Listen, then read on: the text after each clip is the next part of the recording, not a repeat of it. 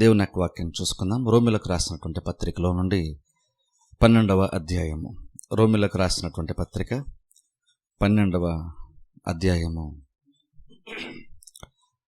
రోమపత్రిక 12వ అధ్యాయము 2వ వచనము నేను చదువుతాను, మీరు బైబిల్లో ఫాలో అవ్వండి. రోమపత్రిక 12వ అధ్యాయము 2వ వచనము. మీరు ఈ లోక మర్యాదను అనుసరింపక ఉత్తమమును అనుకూలమును సంపూర్ణమునై ఉన్న దేవుని చిత్తమేదో పరీక్షించి తెలుసుకున్నట్లు మీ మనస్సు మారి నూతన మొగట వలన రూపాంతరము పొందుడి. గత కొన్ని వారములుగా మనము మనస్సును నూతన పరుచుకుంటాను గురించి దేవుని యొక్క వాక్యాన్ని మనం చూసుకుంటున్నాం. మనస్సు అనేటువంటిది మనము మార్చుకుంటూ జీవించవలసినటువంటి ఒక కార్యము. మన మనస్సునకు ప్రాబ్లం ఉందన్న విషయాన్ని మనం గ్రహించడం అవసరం. సాధారణంగా మనం ఏమనుకుంటామంటే, మనం పెరిగినటువంటి కుటుంబ నేపథ్యాన్ని బట్టి, వాతావరణాన్ని బట్టి చాలామందికి నేను చాలా బెటరు, నా మైండ్ కూడా చాలా మంచిగానే పనిచేస్తాను అనుకుంటాం. కానీ మనం ఏం గుర్తుపెట్టుకోవాలంటే, మన మనస్సు స్వాభావికంగానే అది పాడైపోయినటువంటి ఇది స్వాభావికంగానే పాడైపోయింది. కాబట్టి అందులో ప్రాబ్లం ఉందని కూడా గ్రహించడం కష్టం మనకి. ఎందుకంటే అసలు మొదలే ప్రాబ్లమే, స్వభావంలోనే ప్రాబ్లం ఉంది కాబట్టి మనం గ్రహించడం కూడా కష్టం. ఇప్పుడు అందుకనే మనస్సును నూతన పరుచుకోమని పౌలు ఎక్కడ చెప్తున్నాడు. ఇప్పుడు చూడండి, నూతన పరుచుకున్నాం అనుకోండి మనస్సుని, అది భౌతికంగా అలాగనే ఆత్మీయంగా అనేక రీతిలుగా అది మన యొక్క జీవితం యొక్క ఎదుగుదలకు అది పనిచేస్తుంది బెటర్గా. మనస్సు అనేటువంటిది దేవుడు మనకి ఇచ్చాడు. ఇప్పుడు గమనించండి, శరీరం ఎలాగైతే దేవుడు మనకి ఇచ్చాడు, 2 చేతులు 2 కాళ్ళు, ఇవన్నీ కూడా దేవుడు తనకున్నటువంటి సర్వజ్ఞానములో నుండి దేవుడు మనల్ని సృష్టించాడు, మనల్ని దేవుడు తయారు చేశాడు. తయారు చేసినప్పుడు ఆత్మ ప్రాణము లేదా ఆత్మ మనసు శరీరముగా దేవుడు మనకి 3 భాగాలుగా మనకిచ్చాడు. ఇవన్నీ కూడా ఏంటంటే మన లైఫ్ని బెటర్గా మార్చడానికి దేవుడు వాటిని మనకి ఇచ్చాడు. అయితే ప్రాబ్లం ఏమొచ్చిందంటే, ఏదైనా తోటలో పాపం వచ్చిన తర్వాత ఆదాము మొదలుకొని ఆ తర్వాత భూమి మీదకి వచ్చినటువంటి ప్రతి వారి యొక్క మనస్సు కూడా, ఈవెన్ ఆత్మ సైతము, ఈవెన్ శరీరం సైతము కలుషితం అయిపోయినటువంటి ఒక స్వభావంతోనే మనం ఈ భూమి మీదకి వచ్చాం. అందుకనే మన బాడీలో కూడా కలుషితం ఉంది కాబట్టే తరచుగా మన బాడీలో కూడా మన ప్రాబ్లమ్స్ ఫేస్ చేస్తూ ఉంటాం. కానీ దేవుడు స్వస్థపరుస్తూ ఉంటాడు, ముందు నడిపిస్తూ ఉంటాడు. అలాగే మనస్సు కూడా మనం తీసుకున్నాం అనుకోండి, మనస్సులో కూడా ప్రాబ్లమ్స్ ఉంటాయి. కాకపోతే ఏంటంటే, శరీరంలో ప్రాబ్లం వచ్చినప్పుడు నాకు అస్వస్థతగా ఉంది, శరీరం అంత బలహీనంగా ఉంది, ప్రార్థన చేయండి అని మనం చెప్తాం, గుర్తిస్తాం. కానీ మన మనస్సు బలహీనంగా ఉన్నప్పుడు మనం ఎవరం కూడా దాన్ని గుర్తించం. అది ప్రాబ్లం. మనస్సు కనుక ఉన్నటువంటి ప్రాబ్లం మనం గుర్తించలేకపోతే, మన మనసు సరిగ్గా నూతన పరచుకోకపోతే మనం ఏమనుకుంటామంటే, మన చుట్టూ ఉన్నటువంటి ప్రతిదాన్ని మనం సరిగ్గా చూడలేం. మనం సరిగ్గా చూడలేకపోతే సరిగ్గా అర్థం చేసుకోలేం. ఇప్పుడు చూడండి, దేవుడు మనకి కళ్ళు ఇచ్చాడు కొన్ని కార్యాలు చూడడానికి, కానీ నువ్వు చూసిన దాన్ని అర్థం చేసుకోవడానికి నీ మనస్సును మనం యూజ్ చేస్తాం. చూడడానికి మాత్రమే మన కన్నులు, కానీ అర్థం చేసుకోవడానికి మాత్రము మన మనస్సు దోహదపడుతుంది కళ్ళకి. అంటే నువ్వు చూసేది, నువ్వు వినేది సరిగ్గా ఉన్నట్లుగా అర్థం చేసుకోవాలంటే నీ మనస్సు సరిగ్గా పనిచేయాలి. మనస్సులో కనుక ప్రాబ్లం ఉందనుకోండి, నువ్వు చూస్తావు కానీ నువ్వు సరిగ్గా దాన్ని అర్థము చేసుకోలేవు. మనస్సులో ప్రాబ్లం ఉన్నప్పుడు నువ్వు వింటావు కానీ నువ్వు సరిగ్గా దాన్ని గ్రహించలేవు. అందుకనే మనకి మనస్సు అంటే అందుకని అంత ఇంపార్టెంట్ తెలుసా. ఒకసారి ఆలోచించండి, ఒకసారి మనం వెనక్కి వెళ్ళినా సరే, ఒకవేళ మనం చాలా విని ఉంటాం, మనం చాలా చూస్తుంటాం, కానీ నిజంగా మనం ఏదైతే చూసినాన్ని సరిగ్గా నిజంగా అర్థం చేసుకుని ఉన్నామా, ఏదైతే మనం విన్నామనుకుంటున్నామో దాన్ని నిజంగా మనం సరిగ్గా గ్రహించామా ఆలోచన చేస్తే బహుశా మనం చాలా మిస్ అయ్యి ఉంటాం. కొన్ని కార్యాలు ఎందుకు మనం సరిగ్గా వాటికి విలువనివ్వలేమంటే, ఆ కార్యాల్లో ఉన్నటువంటి ముఖ్యత్వాన్ని, ఆ కార్యాల్లో ఉన్నటువంటి ఇంపార్టెన్స్ని మనము చూడడం మిస్ అవుతాం. అందుకనే కొన్ని కార్యాలు ఈవెన్ విశ్వాసాలు సైతము కొన్ని చూడలేము. అందుకని ఎఫెసీ పత్రికలో పౌలు, మీ మౌనేత్రాలు వెలిగింపబడ్డాయి కాబట్టి ఇప్పుడు ఇంకా మీరు కొన్ని విషయాలు గ్రహించండి అని ప్రార్థన చేశాడు. అర్థం ఏంటంటే, ఇంకను మనం తెలుసుకోవాల్సినటువంటి కార్యాలు, సరిగ్గా చూసి అర్థం చేసుకోవాల్సిన కార్యాలు చాలానే ఉన్నాయి. ఒక విశ్వాసి కూడా ఇంకనూ తెలుసుకోవాల్సిన చాలా ఉన్నాయి. ఇంకనూ నీ కన్నులో తెరవబడవలసినటువంటి కార్యాలు చాలా ఉన్నాయి, గ్రహించవలసినటువంటి కార్యాలు చాలా ఉన్నాయి. అన్యులేమో సువార్తను వాళ్ళు గ్రహించాలి, అది స్టార్టింగ్ పాయింట్. అది మనం దాన్ని గ్రహించేసాం, సువార్త వెలుగు ప్రకాశించింది. ఇప్పుడు ఆ వెలిగింపనటువంటి ఆ వెలుగులో మనం ప్రతిదాన్ని అర్థం చేసుకోవడానికి మన ప్రయత్నము చేయాలి. కానీ ఇంకొన్ని మనం కూడా చూడాల్సినటువంటి కార్యాలు, ఇంకొన్ని మనం కూడా గ్రహించాల్సిన కార్యాలు చాలానే ఉంటాయి. ఎప్పుడైతే అది గ్రహించలేమో, ఓ రకంగా చెప్పంటే మనం కూడా అన్యుల్లాగానే గుడ్డితనంలో బ్రతుకుతాం. ఇప్పుడు చూడండి, నిజమైనటువంటి దేవుడు యేసుక్రీస్తు, అన్యులు చాలామంది సువార్తను నమ్మలేరు. నమ్మకపోవడం కాదు కదా, వ్యతిరేకించేటువంటి వాళ్ళు కూడా చాలామంది. ఒక మంచి విషయాన్ని మనం చెప్తున్నప్పుడు ఎందుకు వ్యతిరేకిస్తారు అని ఆలోచన చేస్తే వాళ్ళకి అక్కడ మనకు అర్థం విషయం ఏంటంటే, వాళ్ళు నువ్వు చూసినటువంటి దానిని వాళ్ళు చూడలేకపోతున్నారు, అది ప్రాబ్లం. అందుకని ఒకసారి మనకు అనిపిస్తుంది దాన్ని ఎందుకు వాళ్ళు వ్యతిరేకిస్తున్నారు అనుకుంటాం. లోతుగా ఆలోచిస్తే ప్రాబ్లం ఏంటంటే అసలు స్టార్టింగే ప్రాబ్లం. వారు దాన్ని చూడలేకపోతున్నారు. వాళ్ళు చూడగలిగితే బహుశా వాళ్ళు కూడా నీకులాగా నమ్ముతారు. ఎందుకంటే ఒకప్పుడు నువ్వు కూడా చూడలేకపోయావు. ఓ టైం ఎప్పుడో దేవుని కృపను బట్టి దేవుడు నీకు ఆ శక్తిని ఇచ్చాడు, నువ్వు గ్రహించావు. అలాగే అన్యులు ఇప్పుడు సువార్త అంటున్నా, అందుకనే చాలామందికి వెర్రితనంగా ఉంటుంది.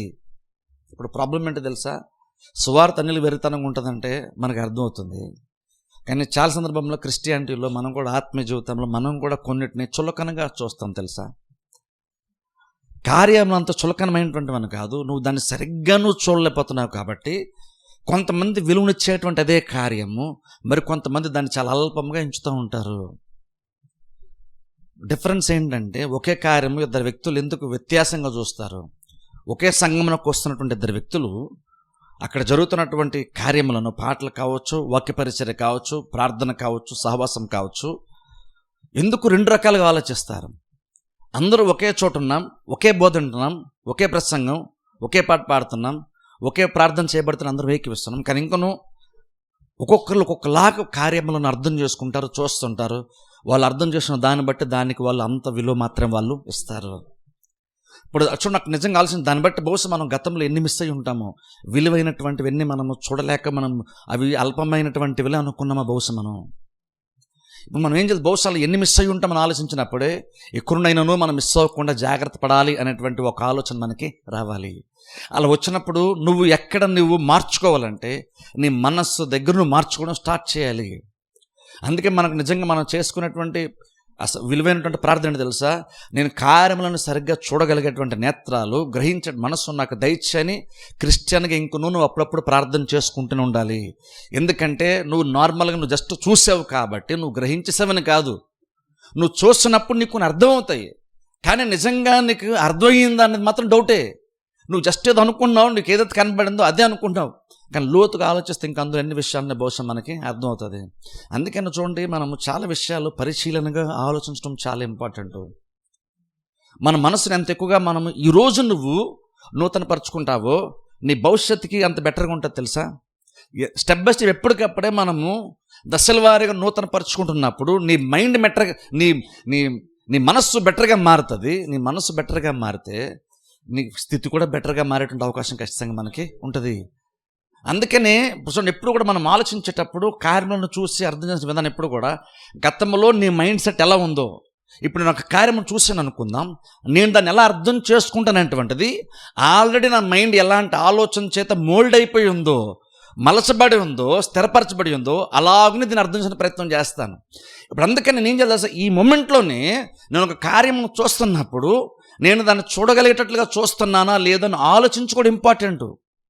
ఎందుకంటే ఎప్పుడు కూడా ఈరోజు నూతనమైనటువంటిది, నువ్వు నిన్నటి దాన్ని బేస్ చేసుకుని ఈరోజు చూడడానికి ప్రయత్నం చేయొద్దు. నిన్నటికి బహుశా సరిపోయి ఉంటుంది, కానీ ఈరోజు నిన్నటి మైండ్ సెట్తో ఈరోజు కార్యం అర్థం చేసుకునే ప్రయత్నం చేయకూడదు. మనం ఈ రోజుకి నువ్వేంటంటే నూతనంగా నీ ముందు కొన్ని కార్యాలు దేవుడు పెట్టినప్పుడు దానికి నీకు నూతనంగా నువ్వు బెటర్గా ఆలోచించి అర్థం చేసుకుని నేర్చుకోవాలి. ఎందుకంటే వాళ్ళకి చేస్తున్నప్పుడు ఏం చేస్తున్నానంటే నీ మైండ్ని కొంచెం బెటర్గా మార్చే ప్రయత్నం చేస్తున్నాం. అప్పుడు ఈరోజు నువ్వు సరిగ్గా ఆలోచించి అర్థం చేసుకున్నావు అనుకో, అప్పుడు రేపు ఈరోజు ఉన్న మైండ్ సెట్తో నువ్వు బేస్ చేసుకొని రేపు మళ్ళీ కొన్ని విషయాలు నువ్వు గ్రహిస్తావు. అలాగే మన లైఫ్ ఉన్న కొంచెం బెటర్గా మారేటువంటి అవకాశం మనకి ఉంటుంది.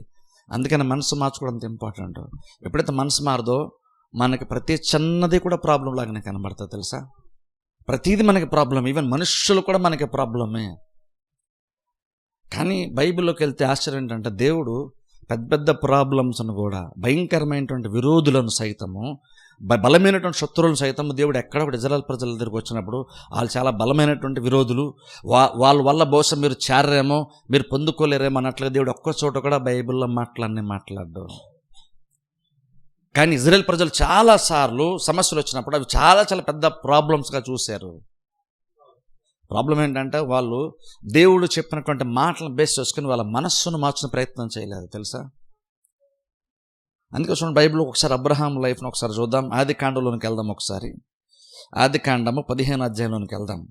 ఆదికాండము 15వ అధ్యాయము, ఆదికాండం 15వ అధ్యాయము మొదటి వచనం నుండి నేను చదువుతాను. ఆదికాండం 15వ అధ్యాయము మొదటి వచనం నుండి. ఇవి జరిగిన తరువాత యెహోవా వాక్యము అబ్రహామునకు దర్శనమందు వచ్చి, అబ్రహామా భయపడకము, నేను నీకు కేడెము, నీ బహుమానము అత్యధికమగునని చెప్పాను. అందుకు అబ్రహాము, ప్రభువైన యెహోవా నాకేమి ఇచ్చిననేమి, నేను సంతానము లేనివాడనై పోచున్నానే, దమస్కు ఎలియాజరే నా ఇంటి ఆస్తికర్త ఎగును కదా అంటున్నాడు. ఇక్కడ చూడండి, మరియు అబ్రహాం, ఇదిగో నీవు నాకు సంతానం ఇయ్యలేదు గనుక నా పరివారంలో ఒకడు నాకు వారసుడునని చెప్పగా, ఇక్కడ చూడండి దేవుడు అబ్రహాం దగ్గరకు వచ్చాడు. అబ్రహామును దేవుడు దర్శించాడు. దేవుడు కనుక అబ్రహామును ఒక మొమెంట్లో దర్శించాడంటే ఆ సందర్భం అనేటువంటిది ఖచ్చితంగా అబ్రహాం యొక్క లైఫ్లో ఒక టర్నింగ్ పాయింట్ ఖచ్చితంగా మారేటువంటి అవకాశం ఉంది. దేవుడు వచ్చినప్పుడు గమనించండి, దేవునితో కనుక ఒక్కసారి మనం దేవుని సంధించామంటే, దేవుని దర్శించామంటే, అది నువ్వు కరెక్ట్గా అర్థం చేసుకొని దేవుడు చెప్పిన మాటలు సరిగ్గా అర్థం చేసుకుంటే ఆ మూమెంట్ నుంచే నీ లైఫ్ ఒక నూతనమైన డైరెక్షన్లో కొంచెం బెటర్గా మారేటువంటి అవకాశం ఖచ్చితంగా ఉంటుంది. జస్ట్ నువ్వు మనిషితో కొంతసేపు మాట్లాడుతూ వెళ్ళిపోతావు, కానీ మనిషి నువ్వు దర్శించే కొంత టైం స్పెండ్ చేసింది మాత్రం అది పెద్దగా నీ లైఫ్ని మార్చదు. ఇంకా చెప్పాలని చాలా సందర్భంలో నెగిటివ్ కూడా మారిపోయిన ప్రమాదం ఉంటుంది. కానీ దేవుని దర్శించామన్నాం అనుకోండి, ఖచ్చితంగా అక్కడ నువ్వు దేవుని దర్శించి మళ్ళీ నువ్వు వెనక్కి క్యాజువల్గా నువ్వైతే యాక్చువల్గా వెళ్ళలేవు. ఆ విషయం నీకు కరెక్ట్గా అర్థమైతే, దేవుని యొక్క దర్శనం సరిగ్గా అర్థం చేసుకుంటే ఖచ్చితంగా ఆ యొక్క మూమెంట్ అనేటువంటిది, ఆ అనుభవం ఖచ్చితంగా నీ లైఫ్ని ఖచ్చితంగా చాలా బెటర్గా మార్చేస్తుంది. ఇక్కడ అబ్రహాం యొక్క లైఫ్ను కూడా అంతే బెటర్గా మార్చినది తెలుసా. దేవుడు వచ్చి దర్శించి వెళ్ళిపోయిన తర్వాత అబ్రహాం మళ్ళీ ఇంతమంది ఎలా ఉన్నాడు అలాగే ఇప్పుడు లేడు, తెలుసా. అంటే ఇప్పుడు మనం కూడా చర్చకొస్తున్నాం, ఎక్కడ ఇద్దరు ముగ్గురు నా నామమును కూడా ఉంటారు, దేవుడు అక్కడ ఉంటానని చెప్పాడు. ఓ రకంగా చెప్పండి, ఖచ్చితంగా ఇక్కడైతే ఎంత ఏ స్థాయిలో ఇక్కడ దేవుడు దర్శించాడు, మనతో అలాగే దర్శిస్తున్నాడు. ఇక్కడ వేరు మన దగ్గర వేరు అని కాదు. పాత బంధంలో దేవుడు డైరెక్ట్గా దర్శించండి. న్యూ టెస్ట్మెంట్లో అలా లేదని అనడానికి వీలు లేదు. ఎందుకంటే స్వయం క్రీస్తు అనేసారు మత్తయి సువార్త 18వ అధ్యాయంలో, ఎక్కడైతే ఇద్దరు ముగ్గురు నా నామమును కూడి ఏకీవేస్తారో అక్కడ నేను ఉంటానని చెప్పేశాడు ఆయన.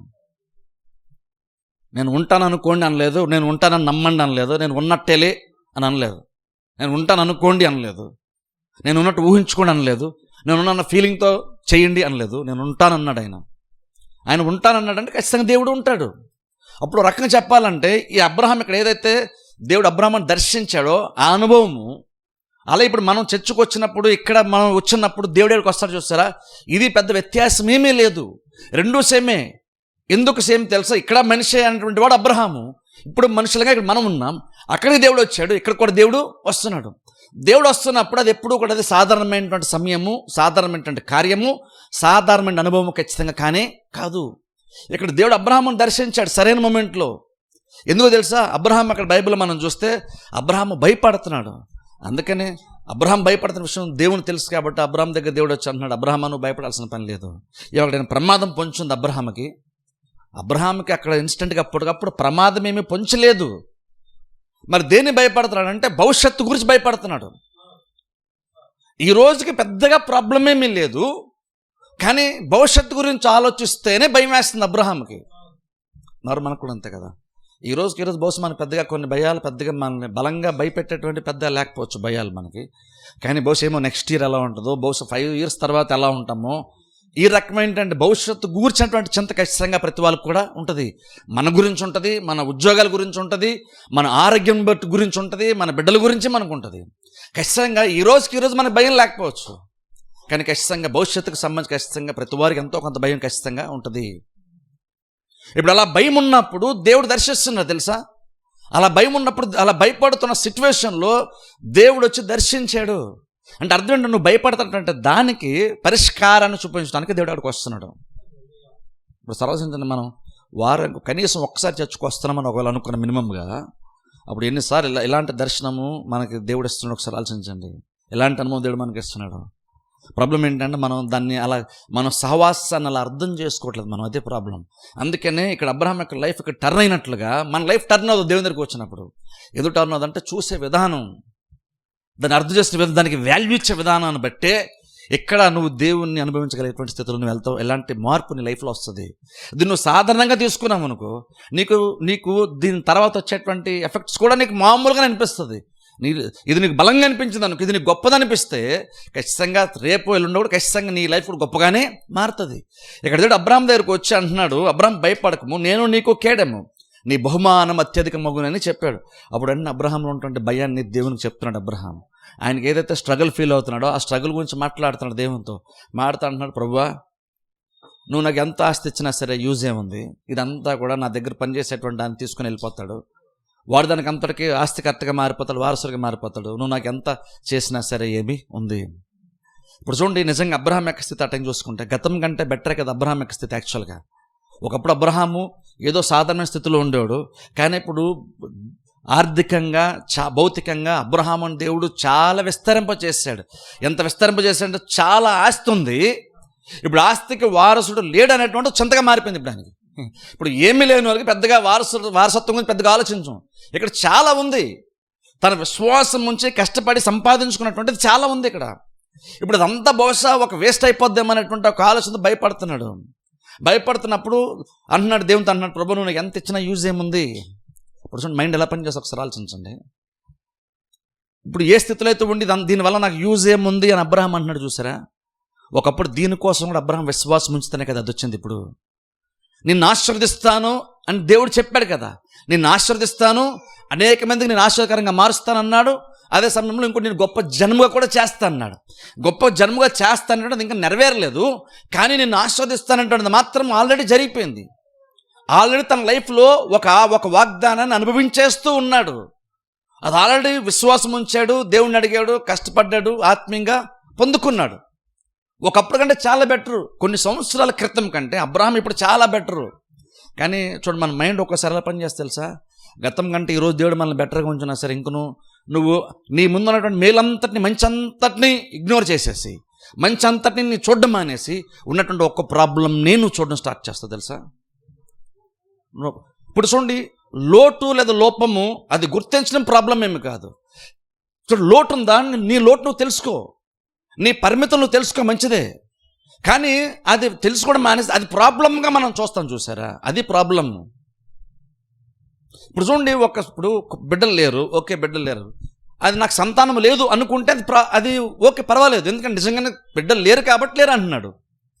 దాన్ని బహుశా మనం అంతగా తప్పట్టకపోవచ్చు. కానీ ప్రాబ్లం ఏంటంటే అది ప్రాబ్లంగా చూస్తాడు చూసారా. అది ఎంతగా ప్రాబ్లం లాగా ఫీల్ అయ్యాడంటే యూజ్ ఏంటి అంటున్నాడు. ఇప్పుడు నాకు ఉన్నదాన్ని దానివల్ల యూజ్ ఏంటి అన్నాడు. అంటే ఇదంతా కూడా విశ్వాసం ఉంచి పొందినంతా కూడా ఇప్పుడు వేస్ట్గానే అనిపించింది దానికి. కానీ ఒకప్పుడు దీనికోసమే కదా ఎంతో విశ్వాసం ఉంచి దేవుణ్ణి అడిగి దేవుడు బలపరిస్తే విశ్వాసంలో స్థిరపరచబడి ఈ ఆశీర్వాదాలన్నీ పొందుకున్నాడు కదా అబ్రహాము. కానీ ఇప్పుడు సడన్గా ఒక టైం వచ్చేసరికి ఒక ప్రాబ్లం కళ్ళ ముందు కనబడేసరికి ఉన్నటువంటి మెయిల్లన్నీ కూడా నెగిటివ్గానే కనబడుతున్నాయి. ఇవన్నిటి వల్ల పెద్ద యూజ్ ఏముంది అనిపిస్తుంది. చాలా సందర్భం మనం కూడా అంతే తెలుసా. ఒకప్పుడు చాలా విషయాల కోసం ప్రార్థన చేస్తాం, తీరా దేవుడు అవన్నీ ఇస్తాడు. ఏదో చిన్నది ఒక సమస్య రాగానే మనకి ఒకప్పుడు నువ్వు ఏదైతే విశ్వాసం ఉంచి నువ్వు ప్రయాసపడ్డావు ఆత్మీయంగా, దేవుడు దయ తలిచి నీకు ఇస్తే మొదట్లో సంతోషించావు.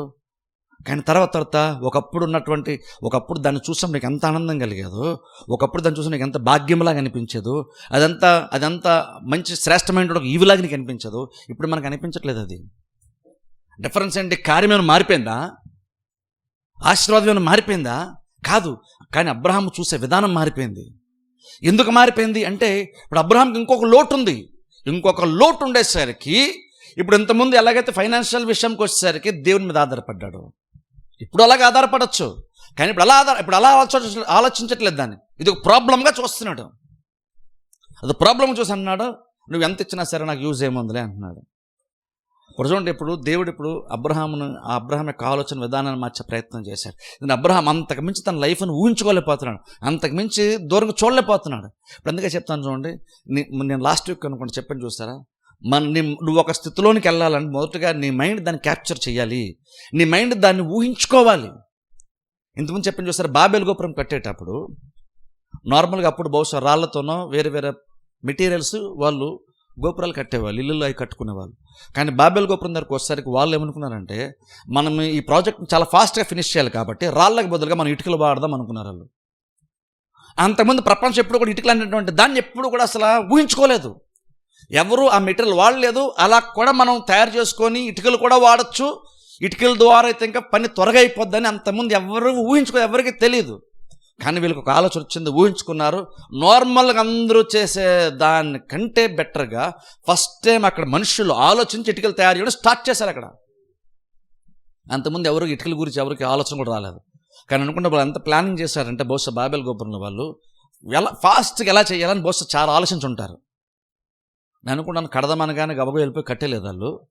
నేను అనుకున్నాను వాళ్ళు బహుశా చాలా లోతుగా ఆలోచించారు. అందుకనే వాళ్ళు జనరల్గా అందరూ ఎలాంటి మెటీరియల్ వాడతారో దానికి బదులుగా వాళ్ళు వేరే మెటీరియల్స్ వాడుతూ వచ్చారని బైబిల్ అక్కడ చూస్తాం మనం. అంటే ఎలాగా అది ఫస్ట్ వాళ్ళే స్టార్ట్ చేశారు. వాళ్ళకి అసలు థాట్ ఎలా వచ్చింది? ఒకప్పుడు ఎవరికి లేదు, ఎవరికి అది తెలియదు అది, కానీ వీళ్ళకి వచ్చింది. ఎలా వస్తుంది అలాగా అంటే ఆలోచిస్తే బహుశా వస్తుంది అది. వాళ్ళు ఇటుకలు తయారు చేయడానికి మునిపే వాళ్ళు చూసేసారు. వాళ్ళు ఇలా కనుక మనం చేయగలిగితే వర్క్ ఇంత ఫాస్ట్గా అయిపోద్ది అని ముందు వాళ్ళు బ్రెయిన్తో వాళ్ళ మనసుతో వాళ్ళు దాన్ని చూడగలిగారు కాబట్టి ఇప్పుడు దాన్ని తయారు చేయగలిగారు. ఎందుకు చెప్పండి చూస్తారు, కుమ్మరివాడు ఒక పాత్రను తన చేతుల్లో మట్టిని తీసుకొని పాత్ర షేప్లో తేడానికి మునిపే అదే షేప్ని అదే సైజుని తన మైండ్లో చూసేస్తాడు. తన మైండ్లో చూసిన దాన్నే తీసుకొస్తాడు. తన మైండ్లో ఒకటి చూస్తూ ఉంటుండగా చేత్తో పని చేస్తున్నప్పుడు సరిగ్గా రాకపోతే మరలా దాని అంతటిని మరలా తీసేసి మరలా తన మైండ్లో చూసిన దాన్ని వచ్చే వరకు పని చేస్తాడు దాని మీద. అంటే ఏమైంది, ఇప్పుడు తన మైండ్లో అదంత బలంగా ప్రతి డీటెయిల్ కూడా మైండ్లో ఆయన ఉండిపోయింది. అందుకని ప్రతిదీ ఎగ్జాక్ట్ అని మైండ్లో ఉన్నట్లుగానే చేతుల మూమెంట్ అంతా వస్తుంది.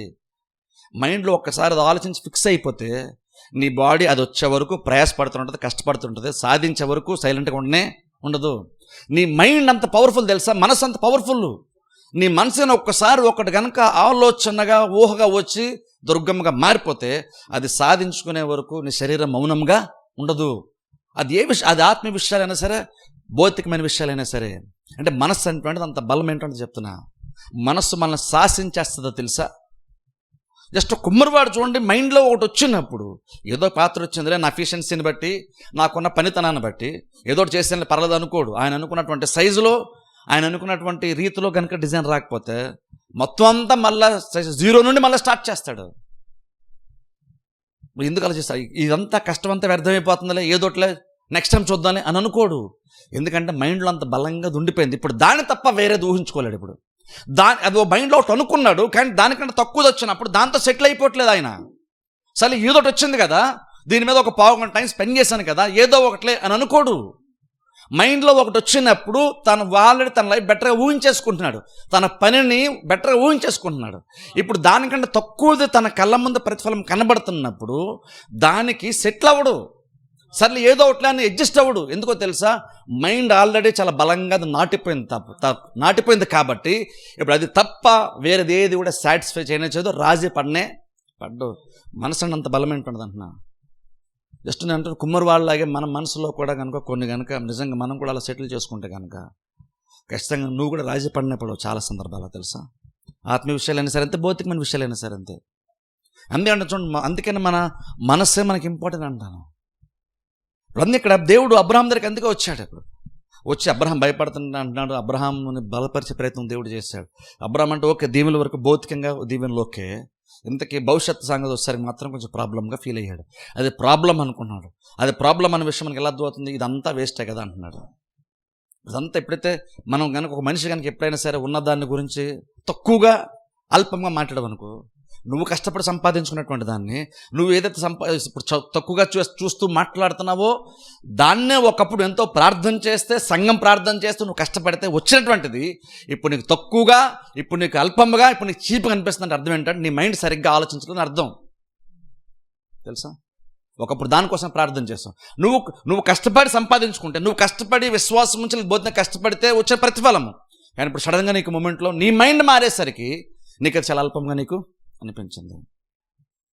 ఇప్పుడు అది ఒక రకంగా చెప్పండి, అది విసుగుదల్లాగా వచ్చేసింది అబ్రహాం కూడా. ఇప్పుడు దానివల్ల యూజ్ పెద్ద ఏముందిరే అన్నా. చాలాసార్లు మనం కూడా అంతే తెలుసా, చాలా విషయాల కొరకు మనం ప్రార్థన చేస్తాం. కుటుంబాల్లో వాళ్ళకి అవసరాలు, ఫైనాన్షియల్ విషయాలు కానీ ఏమైనా ప్రార్థన చేస్తాం. కానీ తీరా వచ్చిన తర్వాత ఓ మూమెంట్ వస్తారు, మళ్ళీ అదే ఒకప్పుడు ఏదైతే నువ్వు ఆశపడుతూ అది ఉంటే బాగుని ఎదురు చూస్తావు, తీరా దేవుడు అది ఇచ్చిన తర్వాత కూడా ఇంకేదో చిన్నది నీ కళ్ళ ముందు ఇంకేదో ప్రాబ్లం చిన్నది వచ్చేసరికి, చిన్న లోటు లేదా చిన్న లోపం మీద నాకు కనబడేసరికి అది ఉన్నది కూడా అసలు విలువైంది నీకు అనిపించదు. అలాంటి సందర్భం వచ్చిన అంటే చాలా జాగ్రత్తగా ఆలోచించాలండి. అందుకని మనసు నూతన పరచుడు అందుకని అంత ఇంపార్టెంట్ నేను చెప్తున్నా. ఇప్పుడు ఎప్పుడైతే అబ్రహాం అలా మాడుతున్నాడు, దేవుడు వచ్చి అంటున్నాడు చూడండి, 3వ వచనం చదువుతాను, 4వ వచనం చదువుతాను చూడండి. యెహోవా అంటున్నాడు, యెహోవా వాక్యము అతని యొద్దకు వచ్చి, ఇతడు నీకు వారసుడు కాడు, నీ గర్భవాసమున పుట్టబోవాడు నీకు వారసుడునని చెప్పాను. 5వ వచనం, మరియు ఆయన వెలుపలకి అతన్ని తీసుకొని వచ్చి, నీవు ఆకాశం వైపు తేరి చూచి నక్షత్రం లెక్కించుటకు నీ చేతనైతే లెక్కించమని చెప్పి నీ సంతానము అలాగవునని చెప్పాను. అతడు యెహోవాను నమ్మాను, అది అతను నీతిగా ఎంచబడాను. గమనించండి, అంత చింతపడుతూ జీవితం అంతా వేస్టే, ఎంత కష్టపడానో విశ్వాసం నుంచి అంతా వేస్ట్ అనుకున్నటువంటి ఒక వ్యక్తి, అలాంటి మైండ్ సెట్తో గుడారంలో కూర్చొని చింతపడుతున్నటువంటి వ్యక్తి, భవిష్యత్తు గురించి భయపడుతున్న వ్యక్తి దగ్గరికి దేవుడు వచ్చి, నువ్వు ఉన్న చోటు నుంచి లేచి నీ గుడారం దాటి నీ టెంట్ దాటి కొంచెం బయటికి రా అబ్రహాం అని బయట తీసుకొచ్చాడు. బయట తీసుకొచ్చి కళ్ళెత్తి ఆకాశం వైపు చూడమన్నాడు. నాకు కూడా భవిష్యత్తు నైట్ టైం అయి ఉంటుందేమో, అందుకని స్టార్స్ క్లియర్ కనబడతాయి. బయట తీసుకొచ్చి దేవుడు నక్షత్రాలను లెక్కించి చూడన్నాడు. ఎప్పుడైతే దేవుడు అది చెప్పాడు, వెంటనే అబ్రహాం యొక్క ఆలోచన విధానం ఇప్పుడు మారిపోయింది తెలుసా. వెంటనే బైబిల్లో చెప్తున్న మాట, దేవుడు నమ్మడం స్టార్ట్ చేశాడంట. సింపుల్గా గుడారంలోకి ఉన్నప్పటికీ బయట ఆడుకుని ఎంత చూడండి, ఈ చిన్న దాంట్లోనే చిన్న కార్యలు ఎంత మార్పు వస్తుంది చూడండి. గుడారంలో కూర్చొని అలాగ చింతపడుతూ భయపడుతూ కూర్చున్న వ్యక్తి గుడారం బయటకు దేవుడు జస్ట్ చిన్న మాట, నక్షత్రాలను చూడు, నువ్వు లెక్క పెట్టగలవేమో చూడు, నీ సంతానం అలా ఉంటుంది అబ్రహాము అని చెప్పిన తర్వాత బైబిల్ చెప్తున్న మాట, అబ్రహాం అంటే దేవుని వెంటనే నమ్మాడు. ఇప్పుడు నిరుత్సాహం పోయింది. ఇప్పుడు ఎందుకని? దేవుడు అబ్రహాం యొక్క ఆలోచన, దానిని చూసే స్థితిగతులను, తన లైఫ్ని చూసే విధానాన్ని మార్చేసింది. యెహోవా యొక్క వాక్యము మార్చేసింది. అక్కడ ఆకాశం చూస్తున్న నక్షత్రాలను చూశాడు. ఇప్పుడు ఆకాశం ఖచ్చితంగా నక్షత్రం చూశాడు, బహుశా అది ఖచ్చితంగా చీకటి ఉంటేనే సాధ్యం. అది అంటే బహుశా నైట్ టైం అయ్యింది అనుకో, నక్షత్రాలు చూశాడు. ఆకాశం మనం చూస్తున్నప్పుడు ఒక రెండు చూడొచ్చు, చీకటి కనబడేటువంటి ఆకాశాన్ని చూడొచ్చు, రెండోది మెరుస్తున్న నక్షత్రాలని చూడొచ్చు. మనం ఏం చూస్తాంటే నీ మైండ్ సెట్ మీద డిపెండ్ అయి ఉంటుంది, నువ్వు ఎలా చూస్తాంటుంది.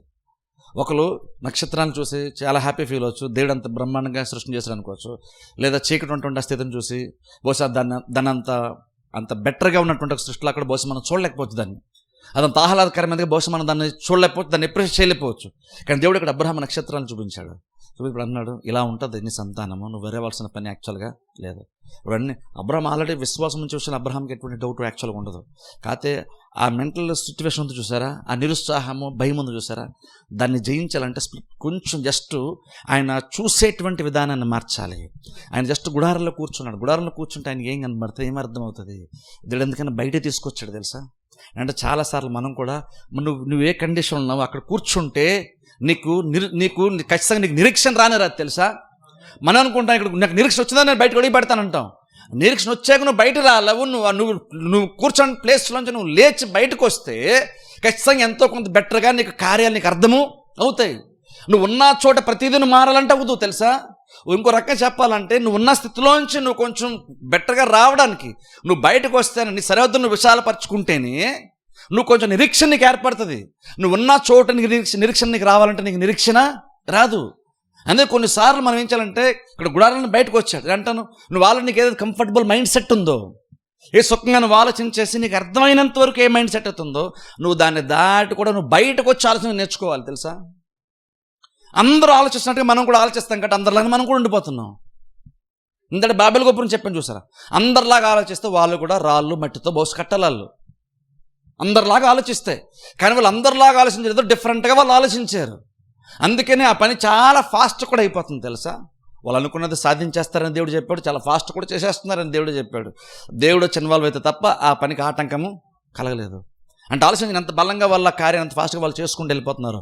వాళ్ళ కార్యం చేయడమే కాదు, చాలా ఫాస్ట్గా చేయాలనుకునే ఆలోచన చేస్తారు. ఫాస్ట్గా చేయాలంటే ఏం చేయాలని ఆలోచిస్తే ఇటుకలు గుర్తొచ్చింది వాళ్ళకి. ఇటుకలు అనేటువంటి ఐడియా వాళ్ళకి వచ్చింది. ఫస్ట్ టైం ఇటుకల ఐడియా వాళ్ళకి వచ్చింది. దాని ప్రకారం చేశారు వాళ్ళు రొటీన్గా ఆలోచించలేదు. వాళ్ళు ఏదో గ్రాండ్గా పెద్దగా ఏదో చేద్దాం అనుకున్నారు. గ్రాండ్గా పెద్దగా చేయడానికి, బెటర్గా చేయడానికి రొటీన్గా నువ్వు ఆలోచిస్తే అది జరగదు. అలాగా నీ స్థితి కొంచెం బెటర్గా మారాలనుకున్నప్పుడు ఫస్ట్ ఆఫ్ ఆల్ నీ మైండ్ సెట్ నువ్వు మార్చుకోవాలి. నువ్వు ఆలోచన విధానం మార్చుకోకపోతే, నువ్వు కార్యములను అర్థం చేసుకుని చూసే విధానం మార్చుకోకపోతే నీ లైఫ్ కూడా బెటర్గా వెళ్దు. ఫస్ట్ నువ్వు ఏ స్థితిలో ఉందామని నువ్వు అనుకుంటున్నావో ఆ స్థితిని ఫస్ట్ ఆఫ్ ఆల్ నీ మైండ్ చూడగలగాలి. దాన్ని నీ మైండ్ దాన్ని అర్థం చేసుకుంటేనే అప్పుడు నీ జీవితం అక్కడికి వెళ్తుంది. కుమ్మరివాడు తన చేతితో పని చేయాలంటే మైండ్ చూడాలి. ముందు తన మనస్సులో దాన్ని చూడగలగాలి. ఆ రూపాన్ని, ఆకారాన్ని చూస్తేనే చేతులు ఆ రకంగా పనిచేస్తాయి. అలాగే నీ లైఫ్ కూడా బెటర్గా మారాలంటే ఫస్ట్ ఆఫ్ ఆల్ అక్కడ నీ మైండ్లో ఒకటి ఉండి నీ లైఫ్ బెటర్గా మారాలనుకుంటే అవ్వదు. నువ్వు డల్గా ఆలోచిస్తూ, నువ్వు నార్మల్గానే ఆలోచిస్తూ, నీ మనసును నూతనపరచుకోకుండా నీ జీవితం మాత్రం కొత్తగా మారిపోవాలనుకుంటా. చూసారా, నూతనమైన కార్యాలు జరిగిపోవాలనుకుంటే అలా జరగదు. గుర్తుపెట్టుకోండి, నువ్వు ఫస్ట్ నీ స్థితి ఎలా ఉండాలనుకుంటున్నావో అది ఫస్ట్ నీ మైండ్లో బలంగా మారిపోవాలి. అది బలంగా నీ మైండ్లో మారకుండా నువ్వు దాన్ని సాధించుకోలేవు. బాబెల్ గోపురం వాళ్ళ ఇటుకలు అది ఆ బాబెల్ గోపురం చూడకుండా ఆకాశం అంటే అంతలాగా ఉండాలి అని వాళ్ళు చూడకుండా దాన్ని స్టార్ట్ చేయలేదు. వాళ్ళు చేయలేరు. అలాగా ఈ భూమి మీద బ్రతుకు అలా బ్రతకలేం మనం.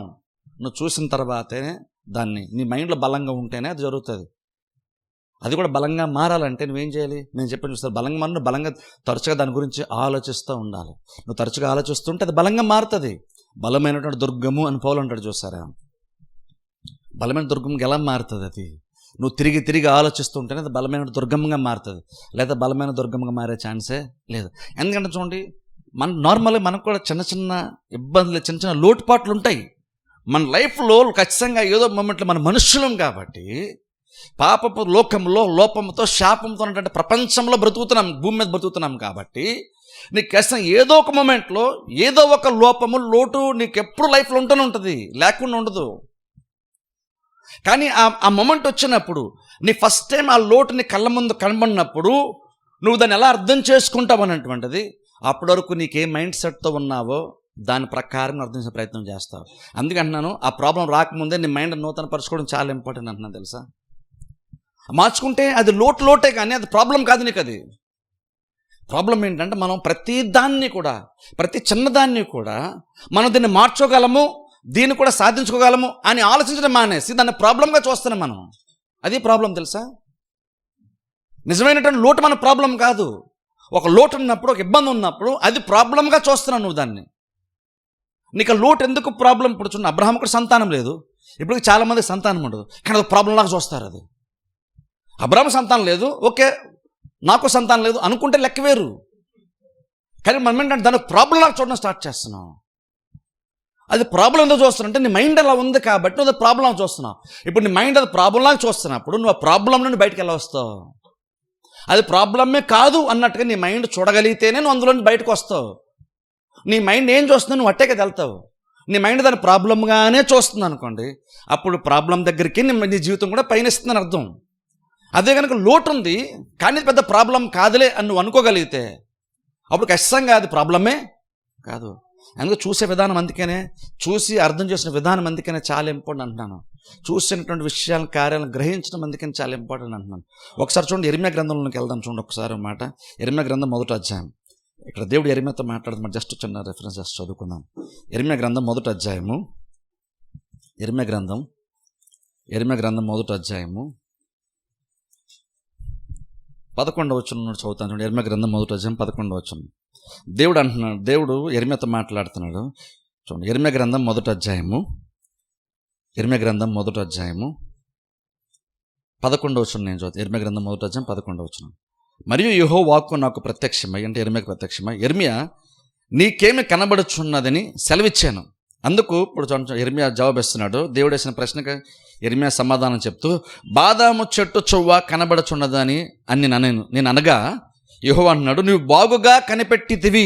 ఇప్పుడు ఒకసారి చూడండి, ఇక్కడ ఊరిన బాదం చెట్టు కొమ్మని దేవుడు చూపించినప్పుడు అది ఏంటో దేవుడు చెప్పలేదు. గమనించండి, అది యెరెమీయాకి అది ఏంటో చెప్పలేదు. దేవుడు ఒకటి చూపించాడు కానీ అది ఏంటో చెప్పకుండా అన్నాడు, యిర్మీయా నీకేం కనబడుతుందని అడిగాడు. దేవుడు చెప్పొచ్చు కదా డైరెక్ట్గా అదేంటో.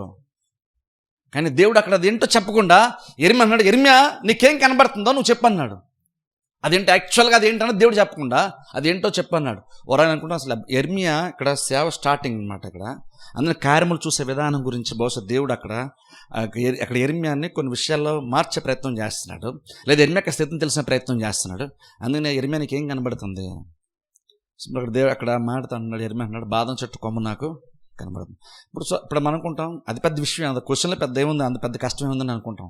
కానీ అతను దేవుని యొక్క రెస్పాన్స్ చూడండి. దేవుడు అంటున్నాడు అక్కడ, నువ్వు బాగా కనిపెట్టేతివి.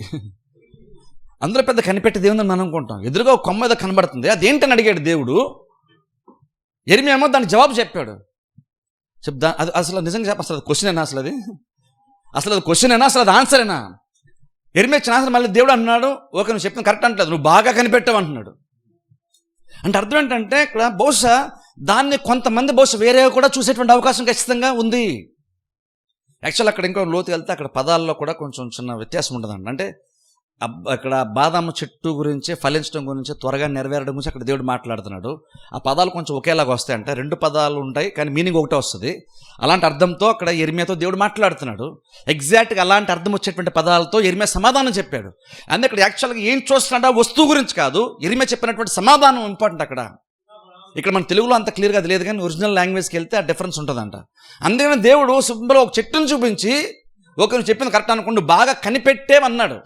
నువ్వు బాగా కనిపెట్టేవు అంటే అర్థం, కనిపెట్టిన అర్థం ఏంటి? ఇంతకుముందు అది నీకు మరుగై ఉంది లేదా మర్మంగా ఉంది, అంత నువ్వు చూడగా నీకు అంత ఈజీగా అర్థమయ్యే కార్యం కాదు, కానీ సడన్గా మూమెంట్లో నువ్వు దాన్ని కనుగొన్నావు, దాన్ని మనం నార్మల్గా కనిపెట్టు అంటాం. అలా దేవుడే స్వయంగా మాడుతున్నాడు, నువ్వు బాగా కనిపెట్టేవి యిర్మీయా అంటున్నాడు. అంటే అర్థం ఏంటంటే ఒకే కార్యాన్ని అందరం ఒకేలాగా చూస్తాను గ్యారంటీ లేదు, నువ్వు లోతుగా కూడా నువ్వు చూస్తావు, నువ్వు సరిగ్గా అర్థం చేసుకుని గ్యారంటీ లేదు. నువ్వు చూడగానే నీకు మైండ్లోకి ఏ ఐడియా అయితే వచ్చిందో ఎగ్జాక్ట్ అదే ఉంది ఇన్ఫర్మేషన్, అక్కడని కాదు, అక్కడ బహుశా ఇంకా చాలా ఇన్ఫర్మేషన్ ఉంటుంది. కానీ బహుశా నువ్వు దాన్ని సరిగ్గా చూడకపోవడం వల్ల, నీ మనస్సు అందులో పెట్టకపోవడం వల్ల నీకు కొన్ని విషయాలు చూస్తావు, నీకు సరిగ్గా అర్థము కాదు. స్కూల్లో చూడండి, పిల్లలకి టీచర్స్ లెసన్ చెప్తున్నప్పుడు బహుశా ఉన్నటువంటి స్టూడెంట్స్ అందరూ కూడా తల ఎదురు బోర్డు మీద పెడతారు, టీచర్ వైపు చూస్తారు. కానీ టీచర్ కొన్నిసార్లు ఏమంటారు, మైండ్ పెట్టి విను అంటారు. అవునా? మైండ్ పెట్టి విను అంటారు. మనం కూడా మన పిల్లలు చెప్తాం, బుర్ర పెట్టి చదువు, మైండ్ పెట్టి చదువు అంటాం మనం. వాళ్ళు చదువుతున్నారు కానీ మనం ఏదో చూస్తాం, మనం ఏదంటే వాళ్ళు చదువుతున్నారు కానీ వాళ్ళ మైండ్ మాత్రం అందులో ఇన్వాల్వ్ అవ్వటం అనే విషయం మనకు తెలుస్తుంది. స్కూల్లో టీచర్కి తెలుస్తుంది, ఇంట్లో తల్లిదండ్రులుగా వాళ్ళు హోంవర్క్ రాసేటప్పుడు లేదా చదువుకునేటప్పుడు ఆ కార్యం మనం చూసిన కొన్నిసార్లు మనకు కూడా తెలిసిపోతుంది. ఏమనంటే వాళ్ళు పని అయితే చేస్తున్నారు కానీ వాళ్ళ మైండ్ అయితే అందులో ఇన్వాల్వ్ అయ్యి లేదు. మైండ్ ఇన్వాల్వ్ అవ్వకుండా కూడా నువ్వు కొన్ని చూస్తావు. మైండ్ ఇన్వాల్వ్ అవున్నప్పుడు నీకు అది సరిగ్గా అర్థం కాదు. అందుకే జస్ట్ కళ్ళతో చూడటమే కదా ఇంపార్టెంట్, నువ్వు చూస్తున్న దాని మీద నీ మైండ్ కూడా వెళ్తేనే, నువ్వు చూసేటువంటి దాని మీద, నువ్వు వినేటువంటి దాని మీద నీ మనస్సు కూడా నువ్వు కనుక పెట్టకపోతే, నేను గ్యారంటీగా చెప్తున్నాను, నువ్వు వినేటువంటిది నువ్వు సరిగ్గా వినలేదని అర్థం, నువ్వు చూసేది నువ్వు సరిగ్గా అర్థం చేసుకోలేదని అర్థం. అంటే మైండ్ అనేటువంటిది అంత ప్రాముఖ్యమైంది తెలుసా మనకి. మైండ్ అంత ప్రాముఖ్యం. లేకపోతే నీకు అది నువ్వు చూస్తావు కానీ నువ్వు అది గ్రహించలేవు. ఇక్కడ అందుకని దేవుడు యిర్మీయాతో మాట్లాడినప్పుడు నువ్వు బాగా కనిపెట్టావన్న మాట అన్నాడు. చాలా పెద్ద మాట అది. ఏదో చాలా క్లిష్టమైన ప్రశ్న ఏదో వేసినట్లుగా, ఏదో చిక్కుముడి ఏదో యిర్మీయా విప్పినట్టుగా దేవుడు నువ్వు బాగా కనిపెట్టావు యిర్మీయా అంటున్నాడు. ఎందుకని బహుశా దానికి ఇంకా వేరే వేరే ఆన్సర్స్ కూడా ఉండాలి, వేరే వేరే జవాబులు కూడా ఉండుంటేనే ఇక్కడ యిర్మీయా ఇచ్చినటువంటి జవాబు ఎగ్జాక్ట్ పర్ఫెక్ట్గా జవాబు. దేవుడు ఏదైతే అనుకున్నాడో ఎగ్జాక్ట్గా అదే యిర్మీయా ఇచ్చాడు. ఇప్పుడు అంటాను అలా కొన్నిసార్లు మనం అనుకుంటాం అదే ఉంది పెద్ద క్వశ్చన్, అదేం పెద్ద ఇష్యూలు అనుకుంటాం మనం. బహుశా నువ్వు అందులో ఉంటాను లోతు నీకు అర్థం కాలేదు కాబట్టి, నువ్వు మైండ్ సరిగ్గా పెట్టలేదు కాబట్టి నీకు అందులో పెద్ద విషయం అందులో నువ్వు అనుకుంటాం. కొన్ని చాలా ఇంపార్టెంట్ తెలుసా, కానీ అనుకుంటా చిన్న చిన్న వాటిలో కూడా ఎందుకు అంత ఇష్యూ చేస్తున్నారు ఏంటండి అనుకుంటాం మనం. కొన్నిసార్లు మనకి ఎందుకు అది చిన్నదే కదా అంత పెద్ద ఇష్యూగా చేస్తున్నారు ఏంటంటే ఎందుకు అనుకుంటామంటే కారణం ఏంటంటే నీ మైండ్ అది జస్ట్ చూస్తుంది, నీ చెవులు జస్ట్ అది వింటుంది, కానీ నీ మైండ్ అందులో లేదు కాబట్టి నీకు అది చిన్న కార్యమే కదా నీకు అనిపిస్తుంది. కానీ యాక్చువల్గా అది చిన్న కార్యం యాక్చువల్గా కాదు. నీ మైండ్ ఒకటి చూడొచ్చు, నీ కళ్ళు ఇంకోటి చూస్తూ ఉండొచ్చు. కొన్నిసార్లు ఆశ్చర్యస్తుంది మన మైండ్ ఒకసారి ఎలా ఉంటుందంటే నార్మల్గా చూడలేని కూడా కొన్నిసార్లు మన మైండ్ చూసేస్తూ ఉంటుంది తెలుసా. కొన్నిసార్లు పేతురు చూడండి నీళ్ళ మీద నడిచేటువంటి సందర్భం కనుక మనం జ్ఞాపకం చేసుకుంటే, శిష్యులు బోట్లో ఆల్రెడీ వెళ్తున్నారు. క్రీస్తు వెనకాల నడుచుకుంటూ సముద్రం నడుచుకుంటూ వచ్చారు. శిష్యులు ఫస్ట్ ఆఫ్ ఆల్ చూసేది దెయ్యమేమో భూతమేమో అనుకుని భయపడ్డారు. భయపడుతున్నప్పుడు క్రీస్తు వచ్చి భయపడకండి నేనే అని చెప్పారు. చెప్పగానే వెంటనే పేతురు అంటున్నాడు, ప్రభువా అది నువ్వే కనుక అయితే నీళ్ళ మీద నడిచి రావడానికి నువ్వు నాకు సెలవిమ్ము అన్నాడు. వెంటనే క్రీస్తు కూడా దాన్ని ఎంకరేజ్ చేశారు. తెలుసా ఎందుకు ఎంకరేజ్ చేస్తుంటారు చెప్పనా? 12 మందిలో ఒకరికి వచ్చింది ఆలోచన. మిగిలినటువంటి 11 మంది ఎలా ఉన్నారంటే, అమ్మయ్య మనం ఏదో దెయ్యమో భూతం అనుకున్నాం, ఫోన్లో యేసు క్రీస్తు అంటలే ఫోన్లో ప్రాబ్లం సాల్వ్ అయింది అనుకుంటున్నారు. కానీ పేతురు ఎందుకో కానీ కొన్ని విషయాల పేతురు కూడా చాలా మనకు మంచి ఇన్స్పిరేషన్ తెలుసా మనకి. పేతురు మనకు కూడా, పౌలే కాదు పేతురులో మనకు చాలా ఇన్స్పిరేషన్. పేతురు చాలా చాలా జెన్యూన్గా ఉంటాడు. జెన్యూన్గా అనిపించిన ప్రతిదీ యేసుక్రీస్తు దగ్గర మాట్లాడతాడు. అది ఒకవేళ తప్పు అయితే కనుక క్రీస్తు వెంటనే సరి చేసినప్పుడు వెంటనే దాన్ని ఆ కరెక్షన్ అంగీకరించేటువంటి మనస్సు పేతురికి యాక్చువల్గా ఉంది. సరి చేసుకునేటువంటి అవకాశం. 11 మంది ముందు నన్ను అనేసారండి అని అనుకోడు పేతురు. అది చాలా మంచి లక్షణం తెలుసా. అక్కడ పేతురు ప్రభువా నువ్వైతే కనుక నీళ్ళ మీద నడిచి రావడానికి నాకు సెలవేమన్నాడు అని వెంటనే యేసుక్రీస్తు కూడా ఏమన్నా తెలుసా, పేతురు సరే వచ్చేసేయి అన్నారు. నీళ్ళ మీద నడవడం స్టార్ట్ చేస్తాడు పేతురు. తెలుసా నడుస్తున్నప్పుడు సడన్గా బైబిల్ అక్కడ మనం స్పెసిఫిక్గా చూస్తే పేతురు ఆ కొంత దూరం నడిచిన తర్వాత గాలిని చూచి భయపడినని బైబిల్లో చూస్తాం. గాలిని చూసి భయపడ్డాడు. గాలిని ఎప్పుడైనా మనం చూసాం? యాక్చువల్గా గాలిని ఎవరు మనం చూడలేదు. గాలిని చూసాడని కానీ బైబిల్లో పేతురు గురించి బైబిల్ చెప్తున్నమాట. దాని ఎఫెక్ట్స్ని చూస్తానంటే బహుశా ఆ అలల తాకుదల దాన్ని బట్టి గాలిని బహుశా ఊహించుకుంటున్నాడు. కానీ యాక్చువల్గా గాలిని చూచాడినప్పుడు ఆయన కళ్ళతో చూసిన దానికోసం, అట్లా మైండ్తో చూసిన దానికోసం మాట్లాడుతాను. అక్కడ ఆయన కళ్ళతో చూసిన దానికంటే ఆయన మైండ్తో చూసింది అక్కడ బైబిల్ అక్కడ చెప్తుంది. తెలుసా నువ్వు కళ్ళతో చూసేదానికంటే నీ మైండ్ ఎలా చూస్తా అనేది చాలా చాలా ఇంపార్టెంట్. అందుకంటున్నాను నేను. చూసినప్పుడు భయపడడం బైబిల్లో ఉంది తెలుసా.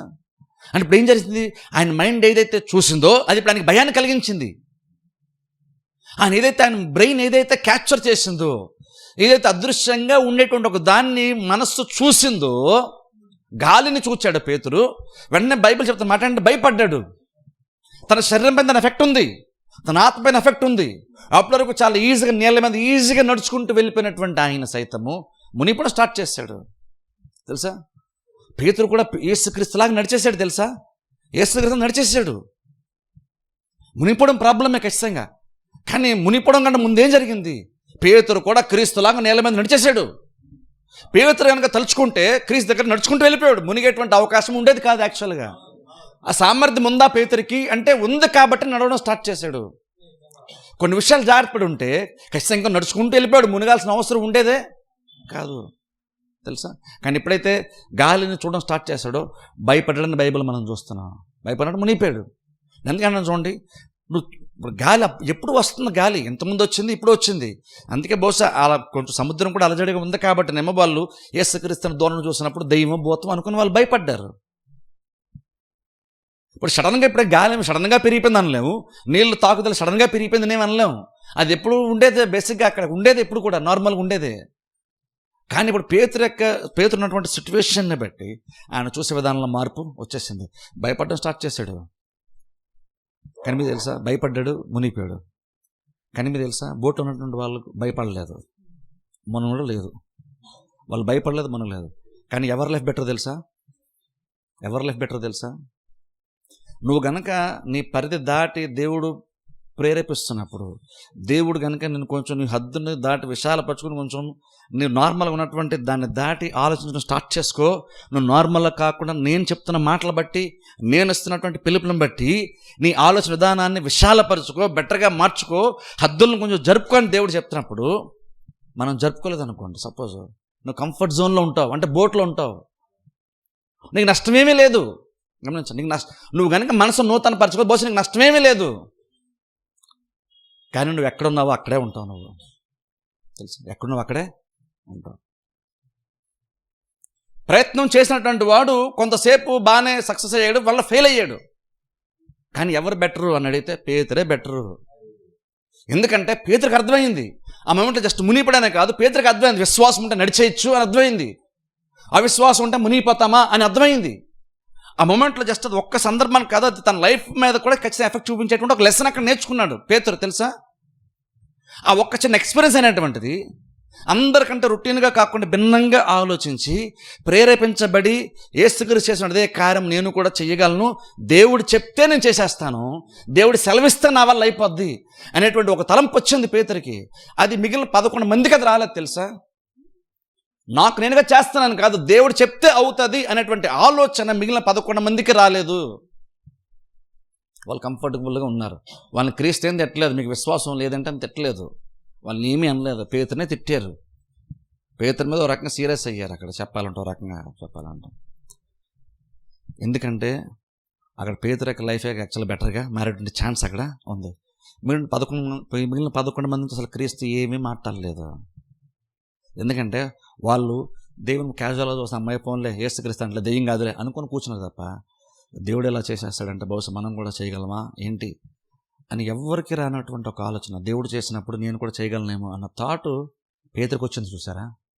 దాన్ని బట్టి ఆలోచన పేతురు యొక్క మైండ్ ఏంటో ఒకసారి, మనస్సు ఏంటో ఒకసారి ఆలోచించండి. అంటే పేతురు కానీ కొంచెం బలపరచబడేటువంటిది ఏదైనా చూస్తే, ప్రేరేపణ పొందుకునేది ఏదైనా చూస్తే వెంటనే అది నేను కూడా చేయగలను అని ప్రతి దాన్ని సహజమైనటువంటి దానికి భిన్నంగా కొంచెం బెటర్గా కనబడేటువంటి ప్రతి దాన్ని అంగీకరించేటువంటి మనస్తత్వం బహుశా పేతురికి ఉంది. పేతురికి ఉంది అది. అంటే ఈ రోజుల్లో మనకు అది కావాలి తెలుసా, ఆ ప్రేరేపణ మనకు కావాలి. దాన్ని దేవుడు యేసుక్రీస్తు ఎంకరేజ్ చేశారు తెలుసా. నువ్వు లిమిట్స్లో ఉండనలేదు, కానీ బేసిక్గా మనం ఏంటంటే చాలా సందర్భంలో మన లిమిట్స్లో మనం ఉంటాం. మనం ఒకవేళ కానీ కొంచెం చర్చలోకి వచ్చి వాక్యం విని కొంచెం మన లిమిట్ దాటి ఏదైనా ప్రయత్నం చేద్దామన్నా సరే మన లిమిట్లో పెట్టేసే వాళ్ళు చాలామంది ఉంటారు. మన కుటుంబంలోనే, మన బంధువుల్లోనే చాలామంది ఉంటారు తెలుసా. మనం ఏదైనా కొంచెం ప్రయత్నం చేద్దాం అనుకుంటే, వద్దు నీ లిమిటేషన్ నువ్వు తెలుసుకో, ఇంతమించి మన ఫ్యామిలీ బ్యాగ్ నువ్వు తెలుసు కదా. మన పిల్లల కోసం వచ్చాం అనుకోండి, మనం ఏం చెప్తాం, మీ డాడీ సంగతి మీకు తెలుసు కదా, మీ డాడీ చేసే పని మనకు అంత డబ్బులు లేవు, మనం చేసుకోలేము. మనం ఏం చేస్తున్నాం, మన పిల్లల్ని ఏం చేస్తున్నాం అంటే, మనం ఒక రకంగా చెప్పాలంటే వాళ్ళు దాన్ని దాటి ఆలోచించేటువంటి స్థాయిలో మన పిల్లల్ని మనం అలాంటి ప్రేరేపణ, అలాంటి మోటివేషన్ మనం ఇవ్వట్లేదు. మనం ఏం చేస్తున్నాం అంటే, వాళ్ళు యాక్చువల్గా ఆలోచిస్తున్నారు పిల్లలు, వాళ్ళకున్న మైండ్ సెట్ని విశాలపరిచే ప్రయత్నం చేస్తున్నారు. కానీ తల్లిదండ్రులుగా మనం ఏంటంటే, మన మైండ్ మారలేదు, మనం ఇంకొకరు కూడా మన పిల్లల్ని కూడా మనం మారనివ్వట్లేదు. మనం మీ డాడీ అది చేయలేరు, మన వల్ల ఇది అవ్వదు అంటున్నాం మనం. సరే, నిజంగా నీ లోటు నీకు తెలుసు, నీ ఇన్కమ్ ఏంటో నీకు తెలుసు, నీ ఉద్యోగం ఏంటో నీకు తెలుసు, నీ శాలరీ ఇన్కమ్, నీ బేస్ ఏంటో తెలుసు, నీకు నా అవసరం ఏంటో తెలుసు. కానీ అక్కడ నువ్వు ఇంతకు మించి మనకు లేదు అన్న మాటకు అది యాక్షన్కి రావాల్సింది. ప్రస్తుతానికైతే మనలో అవ్వదు, కానీ దేవుడు చేస్తే ఖచ్చితంగా దేవుడు సామర్థ్యం ఇస్తే మనకు అవుతుంది అనాలి. కానీ మనం నీకు తెలుసు కదా డాడీ గురించి, డాడీకి ఎంత డబ్బులు వస్తే తెలుసు కదా అన్నప్పుడు ఏం చేస్తాను, నువ్వు ఆల్రెడీ మీ పిల్లల చుట్టూ ఒక బాక్స్ గీసేసావు. అప్పుడు రేపు వాళ్ళు పెద్దలు అయినప్పుడు కూడా వాళ్ళు కూడా దాన్ని దాటి వాళ్ళు కూడా ఆలోచించరు. మనమే మన పిల్లలకి ట్రైనింగ్ మనమే ఇచ్చేస్తున్నాం తెలుసా. దాన్ని ఒక ప్రాబ్లంలా మనం చూపిస్తున్నాం. ప్రాబ్లం చూపించకూడదు మనం, దాన్ని దేవుడు కృప చూపిస్తే దీన్ని కూడా మనం దాటుతామన్నట్లే మనం చూపించాలి. ఇది ప్రాబ్లం లాగా మనం పెట్టకూడదు. దేవుడు మనకు కెపాసిటీ ఇస్తే మనం దీనికంటే బెటర్గా చేస్తాం అని చెప్పాలి. బహుశా మీరు ప్రార్థన చేయండి అని మన పిల్లలు చెప్పాలి. నువ్వు దేవుడిని అడుగునా, దేవుడు మనకు కెపాసిటీ ఇస్తాడు. డబ్బులు లేకపోవడం మన ప్రాబ్లం కాదని మనం చెప్పడం నేర్చుకోవాలి తెలుసా. మన పిల్లలకి డబ్బులు కాదు మన ప్రాబ్లం, మన మైండ్ సెట్టే ప్రాబ్లం. మనం కనుక కొంచెం బెటర్గా దేవుడు మనం మారిస్తే మనం దాన్ని సంపాదించుకుంటాం అని చెప్పడం మన పిల్లలు మనం నేర్పించాలి తెలుసా. అది నేర్పించాలి మనం. కరెక్ట్, ఎవరికి సరిపోదు, ఎవరి డబ్బులు ఎవరికి చాలు. నిజంగానే లోటు ఉంది, కానీ ఆ లోటుని ప్రాబ్లంగా చూస్తారు. అది ప్రాబ్లం అంటున్నాను. లోటుని లోటులాగా చూడు, ప్రాబ్లం లాగా నువ్వు చూడొద్దు. బేసిక్గా ఆ లోటు అనేటువంటి ఆ లిమిట్ వరకు నువ్వు వచ్చేసామన్నది ఏం ప్రూవ్ చేస్తుందంటే, అక్కడ నువ్వు కూడా కొంచెం కనుక నీ మైండ్ని విశాలపరుచుకొని పేతురులాగా నువ్వు బోట్లోంచి అడుగు కనుక బయటకు వేస్తే, రిస్క్ ఉందంటే రిస్క్ ఖచ్చితంగా ఉంది, కానీ బోట్ ఉంది కనుక మనం అడుగు బయటకు వేసామనుకోండి, అప్పుడు దేవుని యొక్క కార్యాన్ని చూస్తాం. ఇజ్రాయెల్ ప్రజలు మనకు దాని బెస్ట్ ఎగ్జాంపుల్ తెలుసా. ఇజ్రాయెల్ ప్రజలు బెస్ట్ ఎగ్జాంపుల్ దానికి మనకి. వాళ్ళకు ప్రాబ్లం వచ్చినప్పుడు వాళ్ళు ఎలా చూశారు ప్రాబ్లం? ప్రాబ్లం వచ్చినప్పుడు ఒక శత్రువు వచ్చాడు అనుకుందాం, బలమైన శత్రువు వచ్చాడు అనుకుందాం. శత్రువు వచ్చాడు, ఇప్పుడు మనం ఏం చేస్తే గెలుస్తామో అని ఆలోచించట్లేదు వాళ్ళు. మనం దేవుని దగ్గర ఆలోచన తీసుకొని యుద్ధంకి వెళ్దామా, ఎలా చేస్తే దేవుడు మన విజయాన్ని ఇస్తాడు అని వాళ్ళు అలాగ ఆలోచించడం మానేశారు. ప్రాబ్లం లాగా చూశారు ప్రతిదాన్ని కూడా. గొలియాతు ఒక ప్రాబ్లం లాగా చూశారు, కానీ దావీదు గొలియాతు ప్రాబ్లం లాగా చూడలేదు. దావీదు అలా చూడలేదు.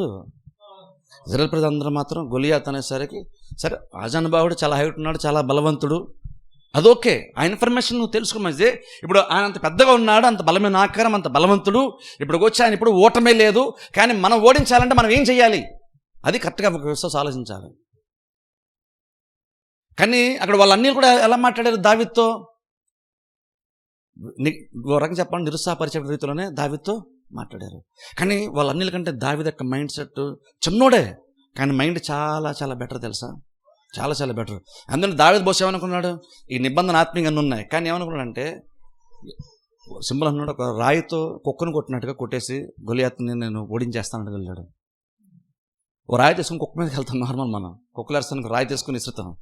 కానీ దావీదు అనుకున్నాడు అలా జస్ట్ వడిసేయాలి, జస్ట్ రాయి పెట్టుకొని ఈజీగా నేను పడగొట్టేస్తాను అనుకున్నాడు. ఎలా పడగొట్టేస్తా ఉన్నాను అనుకోండి, గొలియాతు పెద్దోడు కాబట్టి మిస్ అయ్యే ఛాన్సే లేదు. టార్గెట్ చిన్న పాయింట్ అనుకోండి, మనం మిస్ అయిపోతాం. పెద్దదనుకోండి ఖచ్చితంగా ఈజీగా కొట్టేయచ్చు. దావీదు అలా చూశాడు తెలుసా. ప్రాబ్లం ఏంటి, ఇజ్రాయెల్ ప్రజలు అలా చూడలేదు. ఇజ్రాయెల్ ప్రజలు అలా చూడలేదు. గొలియాతును చూసినప్పుడు సౌలు రాజు సైతము సైలెంట్గా ఉండిపోయాడు. ప్రాబ్లం అది ప్రాబ్లమే కనబడింది. కానీ దావీదు సీన్లోకి వచ్చిన తర్వాత ప్రాబ్లంలా కనబడలేదు.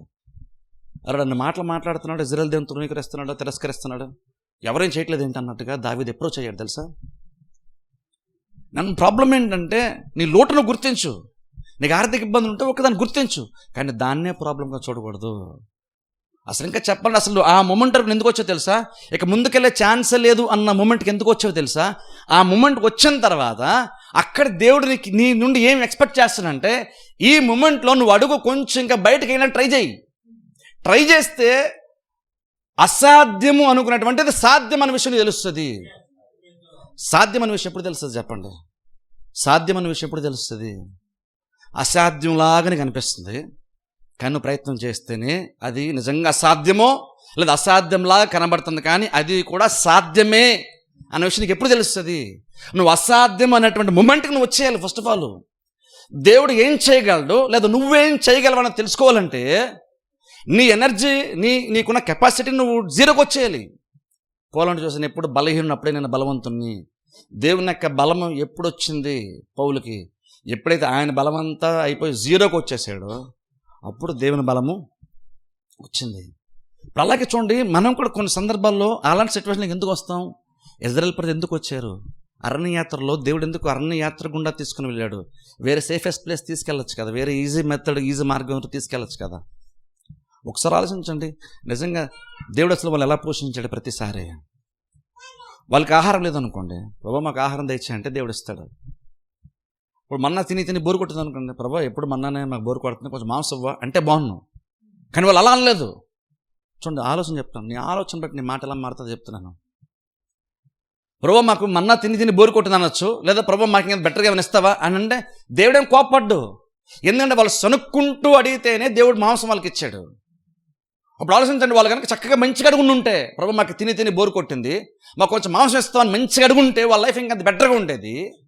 దేవుడు ఇంకంత సంతోషించేవాడు వారిని బట్టి. ఇక్కడ ప్రాబ్లం మన్నా ప్రాబ్లం కాదు, మాంసం ప్రాబ్లం కాదు. ఆ మాంసం పట్ల వాళ్ళకున్నటువంటి ఆలోచన, అది కావాలనుకున్నప్పుడు వాళ్ళు మాట్లాడుతున్న విధానం ముందు చూసారా, అదే ప్రాబ్లం. ఒకే దాన్ని ఒక్కొక్కరు ఒక్కొక్క రకంగా మాట్లాడతారు. కొన్నిసార్లు ఇంట్లో కూడా ప్రెజర్స్ ఎందుకో తెలుసా, నువ్వు మాట్లాడాల్సినట్టుగా మాట్లాడు. ఒక సిచ్యువేషన్ వచ్చినప్పుడు, ఒక చిన్న ఇబ్బంది ఏమైనా లోటు వచ్చినప్పుడు నువ్వు దాన్ని ఎలా మాట్లాడట్లేదు, అదే ప్రాబ్లం. అక్కడ ఏమనొచ్చు, నువ్వు ప్రభా నువ్వు మాకు మాంసం ఇస్తావా అని కూడా అనొచ్చు. నీ మైండ్లో మాంసమే కావాలని ఉంది కాబట్టి, ప్రభా మాకు కొంచెం మన్నా తిని బోరు కొట్టింది, మాంసం ఇస్తావా అని కూడా నువ్వు అడగచ్చు. కానీ ప్రాబ్లం నువ్వు అలా అడగకుండా, మేము చావడానికి ఏమి ఇక్కడికి వచ్చాం, వెనక్కి వెళ్ళిపోతే బాగున్నాం, మమ్మల్ని చంపడానికి తీసుకొచ్చాడు ఇక్కడ, ఇది ప్రాబ్లం తెలుసా. బేసిక్గా ఆలోచన ఉంటే మన్నాయే కావాలి, మాంసమే కావాలి, కానీ ప్రభు మాకు మాంసం దయచేస్తావా అన్న దానికిను, మేము చంపడానికి తీసుకొని తిని మన్నా మాకు బోరు కొట్టింది, ఏమైంది డిఫరెన్స్ ఏంటి. దాన్ని చూసే విధానం, దాని గురించి చూసి దాన్ని అర్థం చేసినటువంటి విధానంలోనే మార్పు. నేను రిజల్ట్ అదే చెప్తున్నా. మనకే ప్రాబ్లమ్స్ ఉన్నాయి అనుకోండి, మనం కూడా ఇంట్లో భార్య బిడ్డలతో మనం చెప్పుకోవచ్చు, కూర్చొని మాడుకొని మనకి ఇలా ఉంది కాబట్టి కష్టం కొంచెం, అండ్ కానీ దేవుడు సపోర్ట్ చేస్తే మనం కొంచెం బెటర్గా, మన లైఫ్ బెటర్గా మారుతుంది, దేవుడు మన సామర్థ్యం ఇస్తాడు అని చెప్పడం. నా జీవితం అంతా తెలుసు కదా నీకు, నడుచుకున్నాడు అంటే చూసారా, ఇది ప్రాబ్లం మనకి. ఏం చేస్తుంటే మన లిమిటేషన్ మనం పెట్టేస్తున్నాం. అలాగని అజ్ఞానంగా చేయమని నేను కార్యాలు చేయమని చెప్పట్లేదు నేను. కానీ ఫస్ట్ నీ మైండ్లో ఉన్నటువంటి ఆ బాక్స్ని తీసేయి, ఆ హద్దుని తీసేస్తే నీ లైఫ్ బెటర్గా మారే అవకాశం ఉంటుంది. బైబిల్లో మాటను చూద్దాం, చూడండి. ద్వితీయోపదేశకాండం 11వ అధ్యాయంలోకి వెళ్దాం. ద్వితీయోపదేశకాండం 11వ అధ్యాయము. ద్వితీయోపదేశకాండం 11వ అధ్యాయము 10వ వచనం చదువుతాను చూడండి. ద్వితీయోపదేశకాండము 11వ అధ్యాయము 10వ వచనం. ఇక్కడ దేవుడు కానాను దేశం గురించి మాట్లాడుతున్నాడు.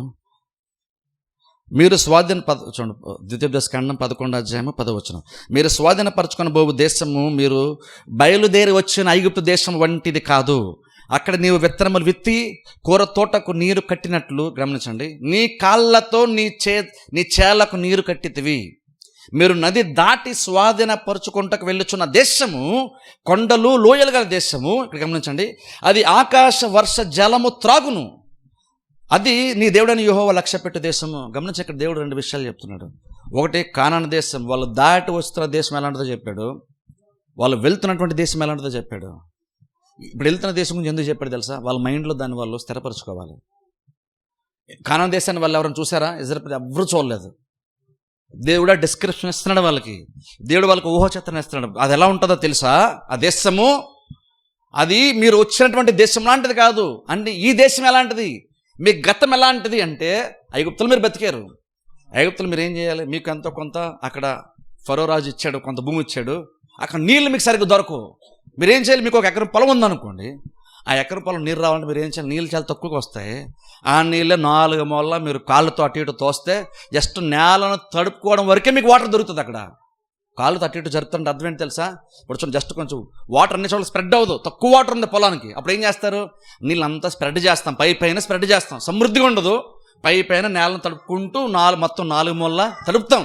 4,000 మొత్తం ల్యాండ్ అంతా తడుపుతాం. నీరు లిమిట్గా ఉన్నప్పుడు ఏంటంటే కాలుతో తోసుకుంటూ ఊటిని అటు కూడా పొడిగా ఉంది, అటు కూడా తడవాలి కాబట్టి కొంచెం కాలుతో నీళ్ళు తోస్తున్నావు. తడిసింది, హ్యాపీ ఫీల్ అయిపోయావు. కానీ దేవుడు అన్నాడు ఇక్కడ, మీరు వెళ్ళబోయేటువంటి దేశం అలాంటిది కాదు. అది పాలుతెన ప్రవహించే దేశము. అది ఇక్కడ వాటర్ కోసం కూడా దేవుడు మారుతుందని చెప్పి తెలుసా? అది పైనుంచి ఆకాశం వర్షం వచ్చినప్పుడు అది నీళ్లు త్రాగుతుందని చెప్తున్నాడు దేవుడు. గమనించండి, ఎంత డిఫరెన్స్ ఉందో తెలుసా? జస్ట్ వాటర్లో ఎంత డిఫరెన్స్ ఉందో. వాళ్ళ లైఫ్ ఎంత బెటర్గా, చిన్న విషయాల్లో ఎంత బెటర్గా మారుతుందని చెప్తున్నాడు దేవుడు అక్కడ. ఇక్కడ మీకు వాటర్ చాలదు, అడ్జస్ట్ చేయాలి. కానీ అక్కడ పైనుండి వర్షం వస్తుంది, కొండల్లోంచి లోయలోంచి వర్షం ప్రవాహం వల్ల వస్తుంటుంది. మొత్తం భూమి అంతా వాటర్ అంతా తాగేస్తుంది తెలుసా? అంత సమృద్ధి మీకు వాటర్ దొరుకుతుంది. ఆ రోజుల్లో వ్యవసాయం చేసే రోజుల్లో వాటర్ దొరికిందంటే నీ పంట పండినట్లే. వాటర్ దొరికిందంటే, వాటర్ దొరకకపోతే మొత్తం నష్టమే. వాటర్ అంటే అంత ప్రాముఖ్యం ఆ రోజుల్లో. ఇదేంటంటే ఐగుప్తులు మీకు అలాంటి ఛాన్స్ లేదు, కానీ ఇక్కడ మీకు ఆ ప్రాబ్లమే రాదు అని దేవుడు చెప్తున్నాడు. అప్పుడు వాళ్ళు ఎంత హ్యాపీ ఫీల్ అవ్వాలి. మనం వచ్చిన దానికంటే, మనం వదిలేసి వచ్చినట్టు దానికంటే మనం వెళ్తున్నటువంటిది ఎంతో అద్భుతమైనటువంటి ఒక దేశము, పాలుదల ప్రపంచ దేశము. వాటర్ సమృద్ధిగా ఉంటుందంట. మనం చక్కగా మనం పండించుకొని మనం తినచ్చంట, సమృద్ధిని మనం అనుభవించవచ్చంట అని వాళ్ళు దాని గురించి కదా యాక్చువల్గా ఆలోచించాలి. కానీ దేవుడు ఎన్నిసార్లు వచ్చి దేవుడు ఆ మాట చెప్పింది. అతడు ఇంకను ఒక ప్రాబ్లం, శత్రువు ఎవరిని వచ్చినప్పుడు అంటే ఈ శత్రువుని మనం ఎలా జయించాలి అనడం ఆలోచించడం మానేసి వెనక్కి వెళ్ళిపోతే బెటర్ అమ్మా, అసలు ఎందుకు ఇదంతా తత్తంగా, మనకి ఎందుకు ఐగుప్తులు ఉంటేనే బాగుండేదేమో కదా, ఎందుకే బతుకు అన్నారు వాళ్ళు. ఒకసారి ఆలోచించండి. ఐగుప్తు దాటి జస్ట్ ఒకసారి ఆ ఇజ్రాయేల్ ప్రతి ప్లేస్ నీ లైఫ్ నువ్వు పెట్టుకో. ఎదురు ఒక శత్రువు ఉన్నాడు, ఆ శత్రువును ఎలా జయించాలని ఆలోచించడం మానేసి ఎందుకే బతుకు, ఐగుప్తే బెటర్ కదా నువ్వు అంటున్నావు. నువ్వు ఎంతో రకంగా చెప్పాలంటే నువ్వు ఫరో కిందకి వెళ్ళిపోయి బానిసత్వంలోకి వెళ్ళిపోయి వెట్టి చాకరీ చేయడానికి రెడీ అయిపోయావు. కానీ ఈ ప్రాబ్లం ఒక జయించిన మన ప్రయత్నం మనం ఏమైనా చేద్దామని మాత్రం నీకు ఆలోచన రావట్లేదు. కష్టపడడానికి రెడీ అయిపోయావు. నువ్వు గుడ్డు చాకరీ చేసేయడానికి రెడీ అయిపోతున్నావు. కానీ నీ హద్దును దాటుకొని నీ మైండ్ని ఎక్స్టెండ్ చేసుకొని విశాలపరుచుకొని దీన్ని కూడా మనం జయించచ్చులే అనేటువంటి ఒక ఆలోచన తెచ్చుకోవడం మాత్రం కష్టమైపోయింది తెలుసా. అది ఇజ్రాయేల్ ప్రజలు మాత్రం అలా ఉంటాం అనుకుంటున్నారా? మనం కూడా చాలా సందర్భాలు అలాగే ఉంటాం. కష్టపడడానికి రెడీ, మనం గుడ్డి చాకరీ చేసేయడానికి రెడీ, అంత బాడీని నలగొట్టుకుని కష్టపడడానికి రెడీ అయిపోతున్నాం. కానీ మన మైండ్ నూతన పరుచుకుంటే లైఫ్ కూడా బెటర్గా మారుతుంది ఆలోచన మాత్రం మనకి రావట్లేదు. మనకి బాడీని మాత్రం ఇబ్బంది పడడానికి ఇష్టపడుతున్నాం. కానీ కొంచెం ఇబ్బంది అయినా పర్లేదు, నా మనస్సు నేను విశాలపరచుకుంటాను, దేవుని యొక్క వాక్యం ప్రేరేపడతాను, కోసం నా హద్దును దాటి ట్రై చేస్తాను, చూద్దాం దేవుడు ఏం చేస్తాడో. ఎందుకంటే సాధ్యమని నీకు ఎప్పుడు తెలుస్తుంది అంటే, అసాధ్యమని ఫస్ట్ ఆఫ్ ఆల్ నీకు అనిపిస్తేనే ఆ తర్వాత అది సాధ్యమో లేదో నీకు తెలుస్తుంది. అర్థమవుతుంది చెప్పేది. అసాధ్యము అన్న మూమెంట్ నువ్వు రాకుండా అద్భుతం అన్నది నీకు తెలియదు. అద్భుతం అన్నది తెలియదు. అద్భుతం నీకు ఎప్పుడు తెలుస్తుంది? సాధ్యం నీకు ఎప్పుడు అర్థమవుతుంది? సాధ్యం యొక్క వాల్యూ నీకు ఎప్పుడు తెలుస్తుంది అంటే, నువ్వు ఒక దగ్గరికి వచ్చేసావు, ముందుకెళ్ళిన ఛాన్స్ లేదు, ఇది అసాధ్యమని నీకు అనిపించింది. కానీ సడన్గా దేవుడు వచ్చి మాట్లాడడం వల్ల, వాక్యాన్ని బట్టో లేదా ఇంకా వేరే దేవుడు పెట్టిన తలంపులను బట్టో, లేదు ఇది అసాధ్యం లాగా అనిపిస్తుంది, కానీ ఇది కూడా సాధ్యమేనేమో అని నీకు ఎప్పుడు తెలుస్తుంది? అసాధ్యం అన్న మూమెంట్ నువ్వు వచ్చిన తర్వాతనే సాధ్యం అన్నది నీకు తెలుస్తుంది. అప్పుడు తెలుస్తుంది. అప్పుడు నీకు అసలు తెలియని కూడా తెలియదు. అందులో ఇంకొక మాట చూద్దాం. చూడండి, ద్వితీయోపదేశకాండం 7వ అధ్యాయానికి వెళ్దాం. కొంచెం వెనక్కి వెళ్దాం. అక్కడ దేవుడు మాట్లాడుతుంటున్నాడు. 7వ అధ్యాయము, ద్వితీయోపదేశకాండము 7వ అధ్యాయము, ద్వితీయోపదేశకాండము 7వ అధ్యాయం మొత్తం చదువుతాను. చూడండి, నీవు స్వాధీనపరచుకొని పోవు దేశంలోనికి, మళ్ళీ చూడండి దేవుడు అది చెప్తున్నాడు, నీ దేవుడని యెహోవా నిన్ను చేర్చి బహు జనములను, అనగా ఇక్కడ గమనించండి, దేవుడు అంటున్నాడు నిన్ను అక్కడ చేరుస్తాను, జాగ్రత్తగా కానాను దేశాన్ని నడిపిస్తాను. కానీ అక్కడ దేవుడు అంటున్నాడు చూడండి, అక్కడికి వెళ్ళడానికి వాళ్ళు దేని గుండా వెళ్ళాలి? వాళ్ళు అక్కడ దేవుడు అంటున్నాడు, అనగా సంఖ్యకును బలమునకును నిన్ను మించిన హిత్తీయులు, గిర్గాషీయులు, అమోరీయులు, కనానీయులు, పెరిజీయులు, హివ్వీయులు, యెబూసీయులు 7 జనములను నీ ఎదురు నుండి వెళ్ళగొట్టిన తరువాత, గమనించిన ఇక్కడ దేవుడు చెప్తున్నాడు, అన్నాడు ఇప్పుడు వెళ్తావు తెలుసా, వీళ్ళందరూ నువ్వు జయించేస్తే నువ్వు వెళ్తావు, వీళ్ళందరూ నువ్వు జయించేస్తే వెళ్తావు. కానీ వాళ్ళందరూ ప్రాబ్లం ఏంటంటే, వాళ్ళందరూ ఎవరు? అక్కడ దేవుడు అంటున్నాడు, నీకంటే సంఖ్యకును బలమునకును నిన్ను మించినటువంటి వాళ్ళు. గమనించండి, బలంలోనే కానీ సంఖ్యలోనే కానీ నిన్ను మించినటువంటి వాళ్ళు 7 వస్తారు, నీకు ఎదురు పడతాను దేవుడు చెప్తున్నాడు ముందే. దేవుడే చెప్పేశాడు. ప్రాబ్లం అన్నది ఈ పెరిజీలు ఎవరైతే వీళ్ళందరూ ఉన్నారో, వీళ్ళందరూ అవుట్ ఆఫ్ ప్లాన్ నుంచి వచ్చినటువంటి వాళ్ళు కాదు, దేవుని యొక్క ఉద్దేశాల్లో నుండి వచ్చినటువంటి వాళ్ళు. వీళ్ళందరూ శత్రులందరూ ఎదుర్కోవడం అనేటువంటిది దేవుడు ముందే చెప్పేశాడు. వీళ్ళందరూ మీకు వస్తారు, గుర్తుపెట్టుకో. దేవుడు అంటున్నాడు, వాళ్ళు నీకంటే బలవంతులు, వాళ్ళు నీకంటే సంఖ్యలో అధికులు, ఈ 2 గుర్తుపెట్టుకో అంటున్నాడు దేవుడు. ఇజ్రాయెల్ ప్రజలు చెప్తున్నాడు. ఎందుకు ఈ మాట చెప్పాడు? రేపు వాళ్ళు మీకు ఎదురొచ్చినప్పుడు మీరు ఆశ్చర్యపోవద్దు. సంఖ్యలు మీకంటే బలంగా ఉన్నారని, బలములో మీకంటే ఉన్నతంగా ఉన్నారని నువ్వు భయపడాల్సిన పని లేదు. నువ్వు వాళ్ళతో ఫైట్ చేస్తే నువ్వు కానాను దేశాన్ని వెళ్ళిపోతావు అని దేవుడు లిటరల్గా అక్కడ చెప్తున్నాడు. నేను వాళ్ళని అక్కడ తీసుకొస్తాను చెప్తాడు. ఒక చెప్పాలని అక్కడ దేవుడు అంటున్నాడు. అంటే ఆలోచించండి, దేవుడు ఎందుకు అది కూడా ముందే చెప్తున్నాడు. ఎందుకు? అది లేకుండా దేవుడు చేసేచ్చు కదా, ఈజీగా జస్ట్ ఒక రోడ్డు వేసేసి రోడ్డు పంపించేసి వీళ్ళెవ్వరు లేకుండా సైలెంట్గా పంపించవచ్చు కదా కానాను దేశానికి. ఎందుకు ఇలాగ తెలుసా? ఇలా వచ్చినప్పుడే, నీకంటే బలవంతుని ఎదుర్కొన్నప్పుడే దేవుని యొక్క బలము నీకు సపోర్ట్గా దొరికితే నువ్వేమి సాధించగలవు, నీ ద్వారా దేవుడు ఏం చేయగలడు నీకు ఎప్పుడు తెలుస్తుంది? నీకంటే బలవంతుడు ఎదురుపడితేనే నీకు అసాధ్యం అన్నటువంటి సాధ్యం నీకు అప్పుడే నీకు తెలుస్తుంది. అవునా కదా? నీకు అసాధ్యం అంటే సాధ్యం ఎప్పుడు తెలుస్తుంది? నువ్వు పోరాడేవాడు నీకంటే బలవంతుడైతే, ఇంకొన్ని విజయం పొందుకుంటే అప్పుడు నీకేం తెలుస్తుంది అంటే, నేను అసాధ్యము అనుకున్నాను కానీ ఇది కూడా సాధ్యమే. వాడు నాకంటే సంఖ్యలో బలవంతుడు, సంఖ్యలో ఎక్కువ, బలంలో ఎక్కువ, ఇంకొన్ని నేను జయించానంటే నాకు అసాధ్యంలా కనబడేది కూడా సాధ్యమే అని నీకు ఎప్పుడు తెలుస్తుంది? అసాధ్యుడిలాగా అనిపించేట శత్రువుని ముందుకు వస్తాడు చూసావా, అప్పుడు నువ్వు ఎలాగో వెళ్ళి ఫైట్ చేసి విజయం సంపాదిస్తావు చూసారా. ఆ 4 టేస్ట్ నీకు ఏం చెప్తుంది? ఆ రుచి నీకు అనుభవం నీకు ఏం చెప్తుందంటే, అసాధ్యం ఉన్నటువంటి ప్రతిదీ ఖచ్చితంగా అసాధ్యమైతే కాదు అని నీకు తెలుస్తుంది. ఎప్పుడు? ఓడించలేను అన్న శత్రువు నువ్వు ఎదుర్కొన్నప్పుడే, నువ్వు దేవునికి విజయం ఇచ్చినప్పుడే, నాకు అసాధ్యం అనిపించేది నిజంగా అసాధ్యం కాదు నీకు అప్పుడే తెలుస్తుంది. అందుకనే దేవుడు వీళ్ళందరినీ కూడా వాళ్ళకి ఇజ్రాయెల్ ప్రజలకి ఎదురుపెట్టాడు. దేవుడు వాళ్ళందరూ ఎదుర్కొన్నారు. అదంతా దేవుడి ప్లానే తెలుసు. అదంతానా? ఎందుకని? అదే మనం అనుకోవచ్చు, అదేంటండి ఎందుకంటే అంత ప్రాసెస్ ఉండ దేవుడు అలాగా, వాళ్ళు ఎందుకు అంత భయపెట్టాల్సిన అవసరం ఏముంది? భయపెట్టడం కాదు. అక్కడ వాళ్ళు కానాను దేశానికి వెళ్ళే లోపే వాళ్ళు నమ్మి వచ్చినటువంటి దేవుడు ఎంత బలవంతుడు వాళ్ళకి తెలియాలి కదా.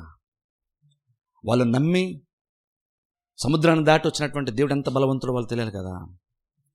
రేపు ఒకళ్ళు కానాను దేశంకి వెళ్ళిన తర్వాత సరే శత్రువు వచ్చాడు అనుకోండి, వాళ్ళకంటే సంఖ్యలో బలవంతుడు వచ్చినా, సంఖ్యలో మించినటువంటి వాడు వచ్చినా, బలములో బలవంతుడు వచ్చినా సరే దేవుడు మాకు విజయాన్ని ఇస్తాడు. ఇది నార్మల్గా చూస్తే అసాధ్యము, కానీ దేవుని వల్ల సమస్తము సాధ్యమే. అసాధ్యము అని అనిపించే ప్రతిదీ సాధ్యమని నీకు ఎప్పుడు తెలుస్తుంది? నువ్వు అసాధ్యమన్న పాయింట్కి వస్తేనే ఇది కూడా సాధ్యమన్న విషయం తెలుస్తుంది. లేకపోతే దేవుడు ఏం చేయగలడో నీకు తెలియదు. ఇప్పుడు అలా చూసిన ఆలోచించండి, నీకు ఒక ఇంపాసిబుల్ సిచ్యువేషన్ ఒకటి వచ్చింది అంటే ఇది నీకు నువ్వుగా తీర్చుకోలేని ఒక సమస్య వచ్చింది. దాన్ని చూసి ఏమనుకుంటాం, అయిపోయింది ఇంక మన బతుకు అనుకుంటాం. మనం నా పని అయిపోయింది, ఇంకా పెద్ద ప్రాబ్లం వచ్చేసింది అమ్మా.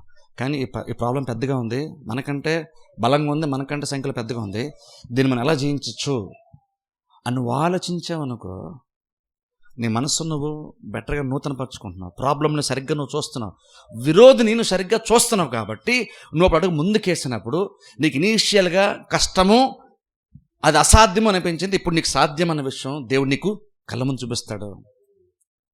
అందుకని దేవుడు కొన్నిసార్లు నీకు అలాంటి సిచ్యువేషన్ వరకు నేను తీసుకొస్తాడు దేవుడు. కొన్నిసార్లు మన లైఫ్లో మనం ఎందుకు సరిగ్గా మనం సిచ్యువేషన్ని మనం ఫేస్ చేయలేకపోయామంటే, మనం వచ్చిన అసాధ్యం లాంటి పరిస్థితి వచ్చినప్పుడు ఏంటి ఎంత పెద్ద ప్రాబ్లం నాకు వచ్చేసింది అని అంటున్నాం. కానీ ఈ సిచ్యువేషన్లో దేవుడు ఏం చేయగలడు లేదా మనం ఏం చేయాలని మనం ఆలోచించట్లేదు. ఇది పెద్ద ప్రాబ్లం వచ్చేసింది ఇప్పుడు అంటున్నాం. శత్రువులాగా చూడు, ప్రాబ్లం లాగా చూడొద్దు. అసాధ్యం అన్నటువంటివి ఇది చూడడానికి అసాధ్యము, కానీ దేవుని వల్ల అయితే ఇది సాధ్యం. ఇంకా నువ్వు విజయం రాలేదు, కానీ నీ మైండ్కి ఏం చెప్తుందంటే శత్రువుని చూసినప్పుడు అది పెద్ద ప్రాబ్లమే కాదు. శత్రువే, కానీ ప్రాబ్లం కాదు. గొలియాత్ అందరికీ ప్రాబ్లమే, కానీ దావీదుకి అది ప్రాబ్లం లాగా అనిపించలేదు. చూసే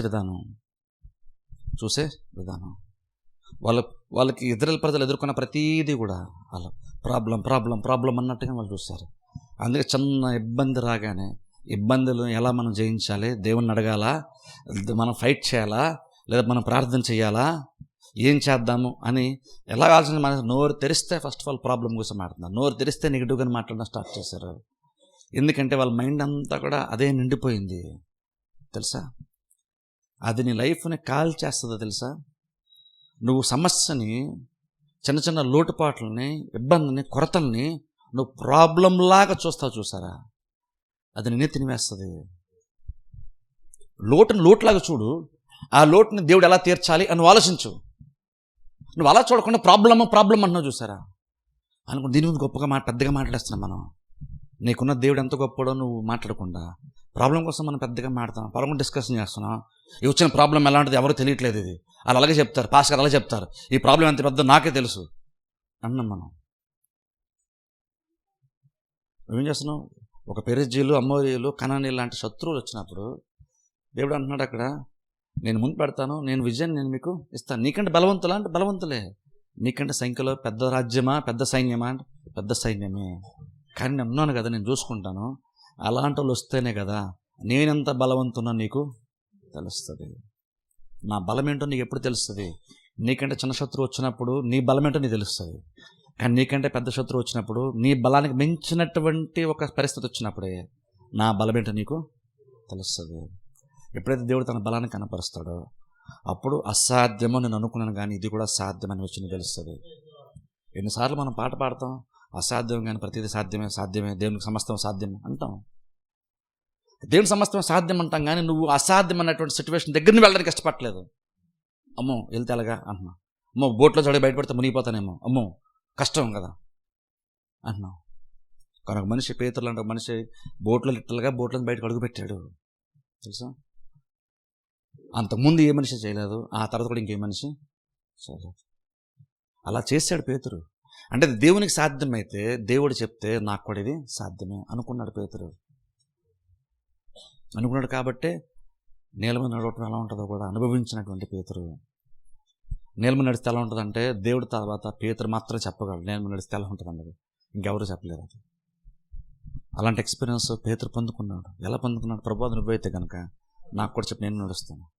ఇక్కడ క్రీస్తు అనలేదు, నేను కాబట్టి దేవుడిని లిమిటేషన్ ఉండు అని అనలేదు దేవుడు కూడా తెలుసా. దేవుడు అనలేదు. అదేం చెప్తుంది అంటే నన్ను బట్టి, నన్ను చూసి, నేను చెప్తున్న మాటలను బట్టి, నేను ఇస్తున్న ప్రసంగాన్ని బట్టి, వాక్యాన్ని బట్టి, నేను చేస్తున్న కార్యాలను బట్టి బోట్లను బయటకు అడుగు పెట్టాలని నీకు అనిపిస్తే అడుగుపెట్టు. ఒకవేళ ఉంటే నేను చూసుకుంటాను, అలాగే నేను ఉన్నాను కాబట్టి నేను చూసుకుంటాను. దేవుడు దాని మీద ఎక్కువ, దేవుడు దాన్ని బట్టి ఎక్కువ హ్యాపీ ఫీల్ అవుతారు తెలుసా. అలాంటి వాళ్ళ మీద దేనికి ఇంట్రెస్ట్ ఉంటుంది. మన ఇది ఇంతే కాబట్టి మనం ఇంతకు మించి మనం ఏం చేయలేము అన్న దాని మీద నువ్వు సీట్లు దేవుని తేటలేదు. ఎంతసేపు నీ బలం మీద నువ్వు వంచిన ప్రతిదీ వేస్తున్నావు. కానీ నీకంటే బలమైనటువంటిది వచ్చినప్పుడు అప్పుడు కనుక నువ్వు కూడా నాకంటే బలమైంది వచ్చింది, ఇది నాకంటే బలమైంది కానీ దేవుని కంటే బలమైంది కాదు. ఈ ప్రాబ్లం నాకైతే అసాధ్యము కానీ దేవుని సమస్తము సాధ్యమే. దేవుడు ఏం చేస్తాడో చూద్దాం, మనం ప్రార్థన చేద్దాం, ఎదురు చూద్దాం, విశ్వాసం ఉంచుదాం, ప్రయాసపడదాం, కష్టపడదాం, చర్చికెళ్దాం, మనసు నూతనపరచుకుందాం, విశ్వాసాన్ని బలపరుచుకుందాం. ఒక క్రిస్టియన్ అనేటువంటి వాడు ప్రాబ్లంని అలాగే అప్రోచ్ అవ్వాలి, సమస్యల్ని అలా చూడాలి, అలాగా దాన్ని అలాగే హ్యాండిల్ చేయడం నేర్చుకోవాలి, అలాగే అప్రోచ్ అవ్వడం నేర్చుకోవాలి. మనం ప్రాబ్లం వచ్చేసింది వెంటనే వెనక్కి వెళ్ళిపోకూడదు. చచ్చిపోతేనే బెటర్ ఏమో, వెనక్కి వెళ్ళిపోతేనే బెటర్ ఏమో, పద్దాక మన్నా తిని బోరు కొట్టడం చచ్చిపోతేనే బెటర్ ఏమో, కాకరకాయలు తింటున్నాం చచ్చిపోతేనే బెటర్ ఏమో, ఐగుప్తు వెళ్ళిపోతేనే బెటర్ ఏమో, అక్కడే గొడ్డు జాగ్రత్త చేసేసుకుందాం, వెట్టి జాగ్రత్త అక్కడే చేసేసుకుందాం. కొన్నిసార్లు చూడండి, మన మైండ్ సెట్టే మనకి ఎంత ప్రాబ్లమ్ తెలుసా. కానాను దేశం లాంటి ఒక స్థితి, ఒక పరిస్థితి దేవుడు అక్కడ పెట్టి నీకోసం, నీ వాగ్దానం నీకోసం వెయిట్ చేస్తుంటే నువ్వేమో నేను ఐగుప్తు వెళ్ళిపోతాను, అక్కడే ఫరో కింద బతికేస్తాను, అణిచివేయబడతాను, ఆయన బతికేస్తాను పర్లేదులే అని నువ్వు అందులో సుఖాన్ని వెతుక్కుంటున్నావు. చూసారా, అది నీ మైండ్కి ఎంత పెద్ద ప్రాబ్లమో తెలుసా. కానీ వాళ్ళే కాదు, మనం కూడా అలాగనే ఆలోచిస్తాం. అసాధ్యమైనటువంటి సిచ్యువేషన్లోకి వచ్చాక, నేను ఇప్పుడు అసాధ్యమైనటువంటి సిచ్యువేషన్లోకి వచ్చాను, ఇక్కడ దేవుడు ఏం చేయగలని చూస్తాను అన్నట్టుగా మనం ఆలోచించట్లేదు. మనం అలా చూడట్లేదు. మాకు ప్రాబ్లం వచ్చేసింది, ఇప్పుడు ఏం చేయాలి, ప్రాబ్లం వచ్చేసింది ఏం చేయాలి అన్నా కానీ నేను చేయలేనిది నా ముందుకు వచ్చింది, నాకంటే బలమైంది, నాకంటే విస్తారమైనటువంటి, నాకంటే గొప్పది వచ్చింది, చూద్దాం దేవుడు ఏం చేస్తాడో అని బైబిల్లోకి వెళ్ళి అలాంటి సిచ్యువేషన్ ఉంటుంటే వాళ్ళని ఎగ్జాంపుల్గా తీసుకొని వాళ్ళు ఎలా హ్యాండిల్ చేశారు, వాళ్ళు అలాంటిది వచ్చినప్పుడు వాళ్ళు ఎలాంటి ఆలోచనతో వాళ్ళు ఆలోచించి ముందుకెళ్ళారు అని వాళ్ళ మైండ్ సెట్ని మనం ఎందుకు అవలంబించకూడదు తెలిసిన అలా ఆలోచించాలంటాను నేనైతే. నీకున్నటువంటి ఎగ్జాక్ట్ అదే ప్రాబ్లం బైబిల్ ఎవరో ఖచ్చితంగా ఉంటుంది. వాళ్ళు దాన్ని పరిష్కరించుకున్నప్పుడు నువ్వు బైబిల్లోకి వెళ్ళు, వాళ్ళకి ఆ ప్రాబ్లం వచ్చింది, ఆ ప్రాబ్లం వాళ్ళు ఎలా జయించారు నువ్వు చూడు. ఎగ్జాక్ట్ వాళ్ళు ఏ మైండ్ సెట్తో వాళ్ళు ఆలోచించి కార్యములను జరిగించారు, అదే మైండ్ సెట్ నువ్వు కూడా తెచ్చేసుకో. ఎగ్జాక్ట్ వాళ్ళలాంటి మైండ్ సెట్ నువ్వు కూడా ఆలోచించడం నేర్చుకో. అప్పుడు వాళ్ళలాగా నీకు కూడా ప్రాబ్లం సాల్వ్ అయిపోద్ది తెలుసా. అదే ప్రాబ్లం సరే కావచ్చు, అదే గర్భఫలం కావచ్చు, ఫైనాన్షియల్ ప్రాబ్లం కావచ్చు, ఉద్యోగ సమస్య కావచ్చు, ఇంకే సమస్య అయినా సరే బైబిల్లో ఒకరు ఉన్నారు, ఎవరెవరు ఖచ్చితంగా ఉన్నారు. నువ్వు వాళ్ళు ఎలాగే సమస్యను తెచ్చుకున్నారు చూడు, వాళ్ళు ఎలాంటి మైండ్ సెట్ ఉన్నారు, వాళ్ళు ఎలా ఉన్నారు, ఏం చేస్తారు. అసాధ్యంలాగా వాళ్ళకి ఒకప్పుడు అనిపించింది కానీ తర్వాత జరిగిపోయింది వాళ్ళకి. వాళ్ళు ఏం చేశారు, వాళ్ళు ఎలా ప్రవర్తించారు, ఎలా మాట్లాడారు, ఎలాగ అవలంబించారు. ఆ మైండ్ సెట్ నాకు కూడా వచ్చేయాలి నువ్వు అనుకోవాలి. వాళ్ళంటే మైండ్ సెట్ నువ్వు కూడా తెచ్చేసుకుంటే వాళ్ళంటే పరిష్కారం నువ్వు కూడా తెచ్చేసుకున్నట్టే. వెంటనే అలాగ ఆలోచించడం మనం నేర్చుకోవాలి. అందుకని ఎప్పుడు కూడా ప్రాబ్లం రాగానే ప్రాబ్లం కోసం ఆడకండి. అమ్మో ఈరోజు నెల జీతం తక్కువ వచ్చింది ఎలాగ అనకండి. ఈ నెల జీతం తక్కువ వచ్చింది, లేదా ఈసారి మనకి ఇన్కమ్ తక్కువ వచ్చింది, ఈ నెలలో మనం చూడాలి దేవుడు యెహోవా గుండి ఎలా మనం పోషిస్తాడో మనం చూడాలి. ఇది ఎలా ఉంది చూడండి. తక్కువ వచ్చిన సనుక్కొని ఇంట్లో డిస్కస్ చేసుకొని ఆర్గ్యుమెంట్స్కి వెళ్ళి గొడవల వరకు వెళ్ళాలంటే ఈ టైంలో దేవుడు ఎలాగ మనకు సహాయం చేస్తాడో మనం చూద్దాం. ఇలా దేవుని వైపు చూద్దాం, దేవుడు ఏ రీతిగా మనకు సపోర్ట్ చేస్తాడో చూద్దాం. ఇదంతా బెటర్ అప్రోచ్ చూడండి. అలా నీ మైండ్ ముందే దేవుడు ఏం చేస్తాడో చూద్దాం అంటే ఖచ్చితంగా నువ్వు దేవుడు చేయడం చూస్తావు. అమ్మో ప్రాబ్లం వచ్చింది, నెల ఎలా తింటాం, కరెంట్ బిల్ ఎలా కడతాం, రెంట్ ఎలా కడతాం, ఎలా బతుకుతాం. చాలామంది క్రిస్టియన్స్ మాటలు ఇవన్నీ కూడా పరలోకంలో యెహోవా దేవుని పెట్టుకొని, సమస్తమును చేయగలిగినటువంటి దేవుని పెట్టుకొని, అడిగిన దానికంటే ఊహించిన దానికంటే అతికించేటువంటి దేవుని పెట్టుకొని ఎలా బతుకుతాం అంటున్నాం. మనం కొంచెం డబ్బులు తక్కువైతే ఎలా బతుకుతాం, కొంచెం స్కూల్లో ఫీజులు పెరిగిపోతే ఎలా బతికేస్తాం, ఎలా బతుకుతాం, ఎలా చదివిస్తాం అంటున్నాం మనం. అందుకని ప్రాబ్లం వచ్చింది, మన సమాధానం మించింది వచ్చింది, మనకంటే పెద్ద వచ్చింది, దేవుడు ఏం చేస్తాడో చూద్దాం. ఇదెలా ఉంది చూడండి. అప్రోచ్ అయ్యే విధానమే, ఎలాగ అప్రోచ్ అవ్వాలో, ఎలా నాకు ఒక చిన్న లోటు వచ్చినప్పుడు ఎలాగ ఆలోచించాలో నేర్చుకొని కరెక్ట్గా అలా కనుక చేయగలిగితే గ్యారంటీగా ప్రాబ్లం సాల్వ్ అవుతుంది. దేవుడు చెప్పాడు నీకంటే పెద్దోళ్ళని బలవంతులు పంపిస్తాను కానీ మీరేం వరి వద్దన్నాడు. కానీ వాళ్ళు రాగానే శత్రుని ఫేస్ చేయగానే అమ్మో అనుకున్నారు. చంపడానికి తీసుకొచ్చావా మోసే, ఇక్కడ మమ్మల్ని చంపడానికి తీసుకొచ్చావా అని యెహోషువని వాళ్ళు సనుక్కోవడం స్టార్ట్ చేశారు. చంపడానికి తీసుకొచ్చావా, దేవుడు ఉన్నాడు కదా, దేవుడు ఏం చేస్తాడో చూద్దాం అని ఒక్కరు అనలేదు. ఆ మొదటి తరంలో యెహోషువ కాలేబు కాక అంటాను. మనం వాళ్ళని చూసి లెసన్ నేర్చుకోవాలి. వాళ్ళు అలాగ అన్నారు, అలాగే వాళ్ళ జీవితాలు పాడైపోయినాయి. మీరు మరలా అదే పరిస్థితులకు వెళ్ళి పాడైపోయి చూసాను నేను అన్నాను ముందే అనకండి. నువ్వు అనేది నీకు వచ్చింది, అందుకే ముందే అది మార్చేసుకుని అంటున్నా. నాకు తెలిసేది ముందే వస్తుందని యోబులాగా అంటున్నావు. నువ్వు ముందు నుంచి అంటున్నావు కదా, అందుకే వచ్చింది అది. నువ్వు వేరేగా మాట్లాడుంటే బహుశా వేరే రిజల్ట్ వచ్చి ఉండేదేమో. అందుకే సమస్యలు వచ్చినప్పుడు దాన్ని సమస్యలా చూడద్దు. దేవుడు తన పరాక్రమం, తన యొక్క బాహుబలమును కనపరిచేటువంటి ఒక సందర్భం వచ్చింది. ఇక్కడ నా బలం కాదు, దేవుని బలముతోనే నేను జయిస్తాను. ఈ ప్రాకారం నేను దేవుని యొక్క బలంతో నేను దాటుతాను. దేవుడు ఏం చేస్తాడో చూద్దాం. అలా ఎప్పుడో చదవండి, ప్రతి సమస్యను పరిష్కరించుకుంటూ ముందుకి వెళ్తావు. ఇష్యూ ఏంటంటే నీ చేతుల్లో ఉంది, నీ మైండ్ చేతుల్లో ఉంది. నువ్వు ఎంత విశాలపరుచుకుంటావో అంత విశాలతలో నువ్వు నడిపించబడతావు. ప్రార్థన చేసి అందరూ తల వంచి కళ్ళు మూసుకోండి.